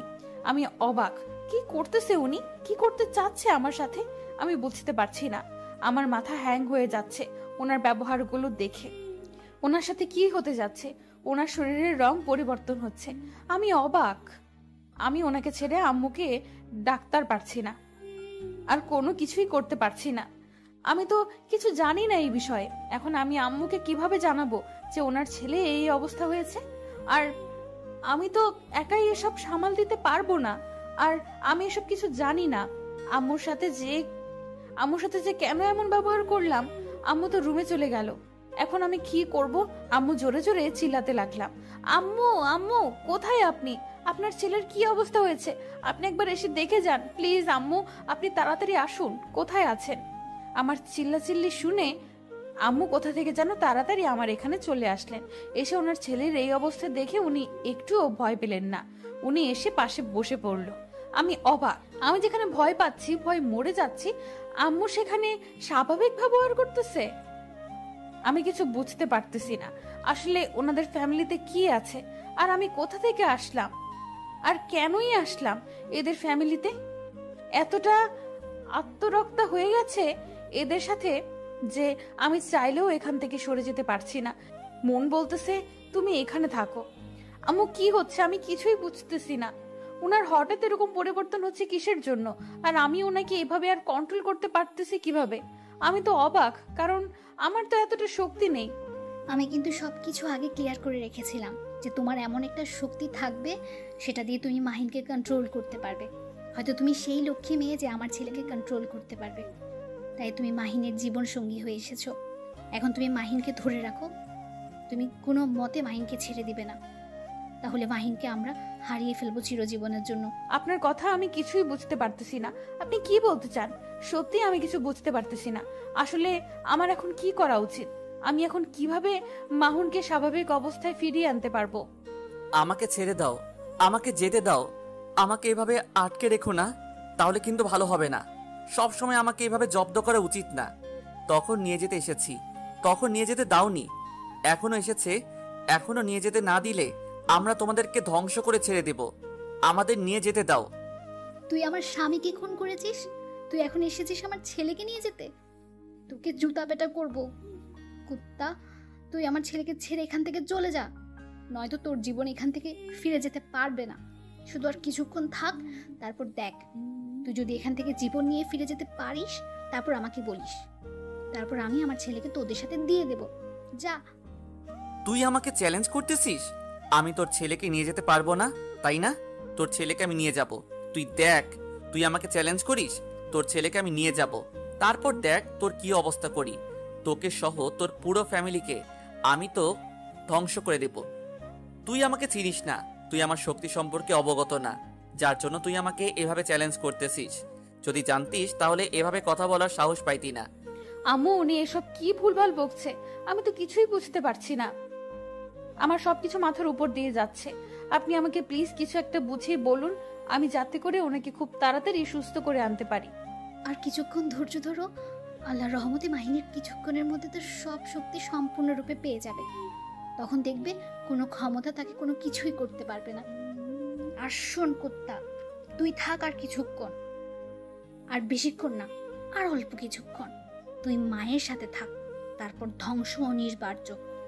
তুই আমাকে ভুল করেও চ্যালেঞ্জ করবি না, তাহলে কিন্তু বললাম তো তোর পুরো ফ্যামিলিকে আমি ধ্বংস করে দেব। চুপ থাকার, আমাকে নিয়ে যেতে দে। তুই কি আমার সম্পর্কে কোনো কিছু অবগত আছিস নাকি নাই? নাকি আমার রূপটা তোকে দেখিয়ে দেব? ভাগ্য ভালো যদি থাকে তোর তো এখান থেকে চলে যা। আম্মুর আসল রূপ মানে আমি তো কিছুই বুঝতে পারতেছি না। আম্মুর আবার একটা গ্রুপ আছে নাকি? আমি বুঝতেছি না এখানে কি হচ্ছে। সবকিছু আমার মাথার উপর দিয়ে যাচ্ছে। একে তো আমার স্বামীর এই অবস্থা, তারপর আমার শাশুড়ি মা এসব বলতেছে। আমার তখন প্রচুর ভয় লাগা শুরু হয়ে গেল। এখন আমি কি করব? উনি যদি ওনার আসল রূপে ফিরে আসে, আমাকে যদি এখানে মেরে ফেলে গলা টিপে, তখন আমি কি করব? আমি তো ভেবে পাচ্ছি না আমার কি করা উচিত। উনি এসব কি ভুলভাল বকছে। আমার তো প্রচন্ড ভয় লাগা শুরু হয়ে গেছে। আল্লাহ আমাকে বাঁচাও এই অবস্থা থেকে, আমার স্বামীকে বাঁচাও, আমার শাশুড়ি মাকে ভালো মতো রাখার তৌফিক দান করো। আম্মু এখন আমি কোনো কিছু বুঝতেছি না আসলে এখানে হচ্ছেটা কি, কারণ কখন ঠিক হবে। উন্নত আস্তে আস্তে অবনতি হচ্ছে, কোনো উন্নতি হচ্ছে না। তুমি একদম টেনশন করবে না, কিচ্ছু হবে না মাহিনের। তুমি চুপ থাকো আর দেখে যাও। মাহিন একটু অসুস্থ হয়ে যাবে, এত টেনশন করার কিছু নেই। আমি আছি তো, ভয় পেতে হবে না। আম্মু, আপনার আসল রূপ বলতে আমি বুঝলাম না। আপনার কি অন্য একটা রূপ আছে যেটা আমি জানি না? এখন বেশি কথা বলবা না, চুপ থাকো। আর শোনো, এখন যেটা হবে তুমি শুধু দেখে যাবে, কোনো কথা বলবে না, তাহলে তোমার বিপদ হয়ে যাবে। তুমি চুপচাপ শুধু দেখে যাবে আর মাহিনকে ধরে রাখবে, কারণ আমি এখন চলে যাব। তুমি চুপচাপ থাকো আর মাহিনকে শক্ত করে ধরে রাখো, আর অল্প কিছুক্ষণের মধ্যেই চলে আসবো। এখন অবস্থা খুবই ভয়াবহ। এখন যদি আমি লড়াই করতে না যাই, তাহলে আমরা আটকে রাখতে পারবো না মাহিনকে, নিয়ে যাবে তারা। কথা বলেই আম্মু একটা রূপ ধারণ করলো, যেটা দেখে আমি ভয়ে অজ্ঞান হওয়ার অবস্থা। কিন্তু আম্মু আমাকে ধরে ফেললো, আর আমি একটু আশ্বাস পেলাম যে আম্মু আমাকে এখনো চিনতে পেরেছে, আমার কোনো ক্ষতি করবে না। কারণ ওনাকে দেখতে এতটাই ভয়ঙ্কর লাগতেছে যে কোনো মানুষ দেখলে অজ্ঞান হয়ে যাবে নিমিষের মধ্যে। আমি কিভাবে যে এখনো সজাগ আছি নিজেও জানি না, কারণ উনি আমাকে আশ্বাস দিচ্ছে আমি ঠিক থাকবো, আমার কোনো ক্ষতি করবেন না। আমাকে এইভাবে শাস্তি দিচ্ছিস তুই? আমার গুরু রেডি হয়েছে, এখানে আসতেছে। তুই আর কিছুক্ষণ ধৈর্য ধর বুড়ি, তোকে আমরা শেষ করে যাব এখান থেকে। তোর গুরু আসবে, আর তোর গুরু সহ তোকে শেষ করে দেব। এখন কেউ এখান থেকে বেঁচে ফিরে যেতে পারবি না, তুই আমাদের চিনিস না। তারপর আম্মু আর একটা রূপ ধারণ করলো। আমি দেখে অজ্ঞান হয়ে যেতেও ধরে অজ্ঞান হলাম না, কিন্তু নিমিষের মাঝে মাহির অবস্থার আরো অবনতি হলে এবং একটা নতুন রূপ ধারণ করতে সে মাহিন আস্তে আস্তে আমি বুঝতে পারতেছি না হচ্ছেটা কি আমার সাথে। আমার সবকিছু গুলিয়ে যাচ্ছে। এই তো আমার গুরু চলে এসেছে। এখন দেখ বুড়ি, আমরা তোদের ফুল ফ্যামিলিকে ধ্বংস করে এখান থেকে তোর ছেলেকে নিয়ে চলে যাব, আর তুই কিছু করতে পারবি না। তুই শুধু দেখে দেখে মরবি, আর কিছু করতে পারবি না। বৌমা, আমি যদি এখানে মরেও যাই, তাও তুমি মাহিনের হাত ছেড়ে দেবে না। যতক্ষণ তুমি মাহিনের হাত ধরে থাকবে, ততক্ষণ মাহিনের কোনো ক্ষতি হবে না। মাহিন, আর 1 মিনিট হাতটা ধরে থাকবে, তারপর চলে আসবে, আর তাকে তুমি ছেড়ে দিবে ঠিক 1 মিনিট পরেই। আস্তে আস্তে ওনার অবনতি আরো বেড়ে চলতেছে। আমি কি করব বুঝতেছি না। হঠাৎ করে দেখতেছি ওনার একটু উন্নতি হচ্ছে। ওনাকে দেখতে যেমন কেমন অদ্ভুত অদ্ভুত লাগতেছে, আমাকে আমি চিনতে পারতেছি না। হঠাৎ করে অনেকটা ধাক্কা দিয়ে উঠলেন। আমি ভয় পেয়ে ওনাকে আরো শক্ত করে ধরলাম, কিন্তু আম্মু আমাকে ইঙ্গিত করলো মাহিনকে ছেড়ে দিতে। তখন আমি মাহিনকে ছেড়ে দিলাম। তারপর যা শুরু হয়ে গেল বাসার ভেতর, মনে হচ্ছে যে এখানে বিশ্বযুদ্ধ শুরু হয়েছে। পুরো বাসাটা কাঁপাকাঁপি শুরু করে দিল, কিন্তু কোনো কাজ হচ্ছে না। বুঝলাম না বিষয়টা। আমরা আবার ফিরে আসব। আজকে না হয় পারলাম না, কিন্তু আমরা আবার ফিরে আসব। আমার গুরুকে মেরে ফেলেছিস তুই। তোদের বংশকে আমি ধ্বংস না করে, আমার গুরুর প্রতিশোধ না নিয়ে আমি এই পৃথিবী ছেড়ে যাব না। তোদেরকে আমি মেরে ফেলবো, তারপর পৃথিবী ত্যাগ করব। তোর গুরু তো শেষ, এখন তোর পালা। তুই পালিয়ে এখান থেকে যাবি কোথায়? আমি সেখান থেকে তোকে ধরে এনে তারপর তোকে মৃত্যুদণ্ড দিয়ে তোর বংশ আমি নির্বংশ করে ছেড়ে দেব। কথাটা বলে মাহিন উড়ে উড়ে কোথায় যেন যেতে লাগলো। কারণ আমি তবে অদৃশ্যমান আপনাকে দেখতে পাচ্ছি না, কিন্তু মাহিনকে তো দেখতে পাচ্ছি। মাহিন উড়ে উড়ে যাচ্ছে। আম্মু তখনই তার আগের রূপে ফিরে আসলো, মানুষের রূপে। আম্মু, এসব কি হচ্ছে? আর উনি কোথায় গেল? এখন আমার খুব ভয় হচ্ছে। উনি আসবে তো? এত টেনশন করবি না, একটু পর দেখ মাহিন চলে আসবে বীরের ভেসে। আমার খুব টেনশন হচ্ছে। উনি এখনো দেখা দিচ্ছে না, কিসের জন্য? অনেকক্ষণ তো হয়ে গেল। এই তো মাহিন আসতেছে, আমি আভাস পাচ্ছি। আজকের পর থেকে আমরা চিন্তামুক্ত থাকতে পারবো। আম্মু কথাটা বলা শেষ না করতেই উনি এসে উপস্থিত হলো আর মনুষ্য রূপ ধারণ করলেন। আমি শুধু অবাক হচ্ছি, এদের আসল রহস্যটা কি এখনো জানতে পারলাম না। আমি তো কিছু জানতে পারতেছি না। তোমাদের আসল বিষয়গুলো আমাকে কি ক্লিয়ার করে বলা যাবে? আসলে সমস্যাটা কোথায়, আর হঠাৎ করে রূপ পরিবর্তন করতে পারো, এটা তো তুমি আগে কখনো আমাকে বলনি। আমার তো আগে কখনো এরকম হয়নি, আজকে প্রথম। আমিও এই বিষয়টা আগে জানতাম না। তোর জন্মের পর আমি একদিন রাতে স্বপ্নে কি জানি দেখেছিলাম, আমার স্মরণ নেই, কিন্তু পরের দিন আমার শরীর কেমন যেন ব্যথা ব্যথা অনুভব করতেছিল। আস্তে আস্তে আমি অবগত হয়ে যাই যে আমার ভেতর অন্যরকম শক্তি রয়েছে। তাহলে তুমি এই কথাগুলো আমাদের কাছ থেকে লুকিয়ে রেখেছিলে কিসের জন্য? আমাদের তো জানানো উচিত ছিল, তাই না? আমি যদি কথাগুলো তোমাদের জানাইতাম, তাহলে তোমরা ভয়ে আমার সাথে থাকতে না। আচ্ছা হয়েছে, এসব নিয়ে তর্ক করতে হবে না। এখন এসব কথা বাদ দাও, অন্য কথা বলি। আসলে এখন তুমি কি করে আসলে ওই মানুষটার... অল্পের জন্য সে আমার হাত থেকে বেঁচে গিয়েছে। আমি ধরতে গিয়ে ধরতে পারিনি, আর কিছু দূর গেলে আমি ফিরে আসতে পারতাম না, তাই আর সেদিকে আমি যাইনি। একদম উচিত কাজ করেছে, সেদিকে না যাওয়াই ভালো। আমাদের ওইদিকে কোনোদিন ভুল করে যাওয়া উচিত না। এখানে কি কথা হচ্ছে? যতক্ষণ আমাকে ক্লিয়ার করে বলা না হচ্ছে ততক্ষণ তো আমার মনের মাঝে খুঁতখুঁতি থেকেই যাবে, তাই না? আমাকে তো ক্লিয়ার করে বলা যায় এখন। আমি তোমাকে পরে সবকিছু বুঝিয়ে বলবো। হ্যাঁ, এখন অনেক ক্লান্ত লাগতেছে, আমার ঘুমানো উচিত, আম্মুকেও ঘুমানো উচিত এখন। আচ্ছা তাহলে আম্মু আপনি গিয়ে রেস্ট করেন, আমি ওনার সাথে যাচ্ছি, গিয়ে দেখি ওনার যদি কোনো প্রয়োজন হয় তাহলে আমি তার সব কাজ করে দিতেছি, আর আপনার কিছু লাগলে আমাকে জানাবে। আপাতত আমার কোনো কিছু লাগবে না, যদি লাগে তখন আমি তোমাকে ডেকে নেব। এখন তুমি যাও। তারপর আম্মুর সাথে কথা বলা শেষ করে আমি রুমে আসলাম। রুমে এসে দেখি মাহিন শুয়ে পড়েছে, তাই আমি ওনার পাশে বসে ওনার মাথায় হাত বুলিয়ে দিচ্ছি। হঠাৎ করে দেখলাম উনি আমার দিকে তাকিয়ে আছে। বুঝলাম না, উনি তো ঘুমিয়ে যাওয়ার কথা, তাহলে এখনো জেগে আছে কেন? আপনি তো ঘুমিয়ে গেছিলেন, এখন আবার জেগে গেলেন যে? খারাপ লাগতেছে কি আপনার? খারাপ তো লাগতেছে না, কিন্তু আমার মনে হচ্ছে কেউ যদি আমার পাশে শুয়ে থাকতো আর আমি যদি তাকে জড়িয়ে ধরে থাকতাম তাহলে অনেক আরাম পাইতাম। দুষ্টুমি করার অনেক সময় রয়েছে, এখন আরাম করো তো, এখন দুষ্টুমি করতে হবে না, শুয়ে থাকো। দূর, ভালো লাগে না, কয়েকটু শুয়ে থাকবে আমার পাশে, তা না, উনি উল্টা চাপাবাজি করতেছে। আচ্ছা থাকো, শুয়ে থাকতে হবে না তোমার। তুমি সব সময় আমাকে ইমোশনালি ব্ল্যাকমেল করো কিসের জন্য? এই নাও, শুয়ে পড়েছি, জড়িয়ে ধরো। এখন কেমন হবে দেখো তো, অনেক সুন্দর একটা পরিবেশ সৃষ্টি হয়ে গেল, অযথা তুমি আমার সাথে শুধু কথা বাড়িয়ে দাও। আপনার তো আবার কোনো ক্ষতি হয়ে যায়নি? আমাকে আবার না বলে শুয়ে থাকেন না, বলেন কিছু হইলে। আল্লাহর রহমতে আমার কোনো ক্ষতি হয়নি, আর আমি তাদেরকে ধ্বংস করে এসেছি, কিন্তু একজনকে ধ্বংস করতে পারিনি, তাদের রাজ্যে চলে গিয়েছে, আর আমার সেখানে প্রবেশ করা নিষেধ। যাই হোক, এখন অনেকটা তাহলে চিন্তা মুক্ত হয়ে গেলাম। আমাদের পরিবারে আর কোনো ঝুঁকি আসবে না তাহলে? আসবে না বলতে আসবে, কিন্তু অনেক দেরি আছে, কখন যে আসবে জানি না, তার জন্য আমাদের আগাম প্রস্তুতি নিয়ে থাকতে হবে। বলা তো যায় না কখন কোন পাশ থেকে আক্রমণ করে। সেটা একদম ঠিক বলেছেন, আল্লাহ তাআলার উপর ভরসা রাখবো সব সময়, তাহলে দেখবেন কোনো ক্ষতি হবে না আমাদের। হ্যাঁ, আল্লাহ তাআলার উপর ভরসা করলেই তো সব সমস্যার সমাধান চলে আসবে, আর ধৈর্য ধরতে হবে, তাহলে কোনো সমস্যা থাকবে না। আচ্ছা, অনেক গল্প হয়ে গেল, এখন শুয়ে থাকেন, ঘুমিয়ে পড়েন, আর কথা বলতে হবে না, মাথা ব্যথা করবে পরে। আমার ঘুম আসবে না, এখন আমি তোমার সাথে গল্প করার জন্য আম্মুকে তখন কথায় কথায় কাটিয়ে দিয়েছি। আম্মুকে দেখে অনেক ক্লান্ত লাগতেছে তাই। বাটপারি করার একটা সীমা আছে, আম্মুর সাথে একটু গল্প করতাম, আম্মুর মাইন্ডটা ফুরফুরে হয়ে যায় তো, তাই না? কিন্তু আম্মুকে অনেক ক্লান্ত লাগতেছে তো, তাই আম্মুকে ঘুমের জন্য আমি এই বাহানা করেছি। আম্মুকে ঘুমানো শেষ করলে তারপর কি আড্ডা দেব। তারপর ওনার সাথে গল্প করতে করতে কখন যে একজন অন্যজনকে জড়িয়ে ধরে ঘুমিয়ে পড়েছিলাম নিজেরাও বুঝতে পারিনি। একদম ঘুম ভেঙেছে সকালে। সকালে আমার ঘুম ভেঙে যায়, আর ঘুম ভেঙে যাইতেই দেখি যে উনি এখনো আমাকে জড়িয়ে ধরে আছে। আমি কোনো মতে ওনার হাতটা সরিয়ে দিতে যাব, দেখি উনি আরো শক্ত করে জড়িয়ে ধরে আছে।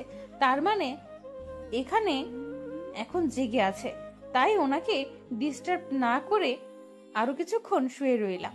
কিন্তু অনেকক্ষণ শুয়ে থাকার পর আর থাকা যাবে না, কারণ সকালের জন্য কিছু তৈরি করতে হবে। আবার আজকে ঈদের দিন বলে কথা, উনি আবার নামাজে যাবে, তার আগে কিছু মিষ্টান্ন তৈরি করা যাক। তাই জোর জবরদস্তি করে বিছানা থেকে উঠে আসলাম আর ওনাকে গোসল করার জন্য বলে আসলাম। এসে দেখি আম্মু আগে ভাগেই উঠে রান্না করে ঘরে চলে এসেছে। আমি তো আম্মুকে দেখে অবাক, আম্মু এত সকালে ঘুম থেকে উঠে পড়েছে আজকে? আম্মু, আপনি এত সকাল সকাল উঠে পড়েছেন যে আজকে তো আপনার দেরিতে ওঠার কথা। ঘুম ভেঙেছে একদম ভোরে, তাই আর পরে ঘুমাতে যায়নি, বিছানায় চলে আসলাম। ঈদের দিন একটু তো অন্যান্য আইটেম তৈরি করতে হবে, আর আইটেমগুলো তৈরি করতে এত সময় লাগে, তাই রান্না করে চলে এসেছি। কি বলেন? আপনি সেই ভোরের সময় থেকে এখনো রান্না করা আছেন? আপনি এখান থেকে চলে যান, আর বাকি আইটেমগুলো আমি তৈরি করে নিচ্ছি। আমি চলে যাব না, তুমি আমার সাথে যোগ দাও, দুজন তাড়াতাড়ি রান্নাগুলো শেষ করে তারপর বাইরে গিয়ে একটু ঘোরাফেরা করে আসবো আজকে মুক্ত বাতাসে। কথাটা একদম মন্দ বলেনি আম্মু, তুমি ঠিক বলেছ একদম। তাহলে তাড়াতাড়ি হাতাহাতি কাজগুলো শেষ করে দিই। তারপর কাজগুলো শেষ করে আমি আমার রুমে চলে গেলাম। রুমে গিয়ে দেখি উনি বিছানার সাথে মাত্র উঠে পড়েছে, আর ওনাকে খুব তাড়া দিয়ে গোসলখানায় পাঠিয়ে দিলাম। উনি গোসল করে বেরিয়ে এসে ঈদগাহ মাঠে চলে গেলেন, আর এদিকে আমি আর আমার শাশুড়ি আম্মু আমাদের হাতের যাবতীয় কাজ শেষ করে ফ্রেশ হয়ে নিলাম। এখন উনি নামাজ থেকে আসার পর খাওয়া দাওয়া শেষ করে তারপর ঘুরতে বেরোবো, মুক্ত আকাশের নিচে মুক্ত বাতাসে। তারপর বেশ কিছুক্ষণ পরে উনি নামাজ শেষ করে বাসায় চলে আসলেন আর ফ্রেশ হয়ে নিলেন। তারপর তিনজনে একসাথে বসে অনেক মজা করলাম, খাওয়া দাওয়া শেষ করলাম। তাহলে চলেন এখন বাইরে একটু হাঁটাচলা করে আসি। বিকেলে যাব, এখন গিয়ে লাভ নাই, এখন অনেক রোদ। তাহলে আপনাকে আর যেতে হবে না, আমরা যাচ্ছি, আপনি বাসায় শুয়ে থাকেন। কি বলো এসব? আমিও যাব, আমি যাব, তুমি যাব, সবাই যাব। তারপর তিনজনে বাসা থেকে বেরিয়ে পড়লাম। অনেকদিন পর আজকে মন খুলে আড্ডা দিতে যাচ্ছি, কি আনন্দ বলার বাহিরে। তিনজনে গল্প করতে করতে যাচ্ছিলাম, হঠাৎ করে একটা গাড়ি আমাদের সামনে উপস্থিত, আর গাড়িতে থাকা লোকটিকে দেখে তো আমরা অবাক। আমরা এটার জন্য কেউ কখনো প্রস্তুত ছিলাম না, কিন্তু কি আর করার, ভাগ্য তো মেনে নিতেই হবে। তারপর লোক হঠাৎ উধাও হয়ে গেলেন। আমরা বেশি কিছু চিন্তা না করে হাঁটতে লাগলাম। মাহিন তো সাথে আছে, তাহলে ভয় কিসের। আজকের মতো গল্প শেষ করে দিলাম, আবারও দেখা হবে পরের সিজনে। সবাই ভালো থাকবেন, সুস্থ থাকবেন, আল্লাহ হাফেজ।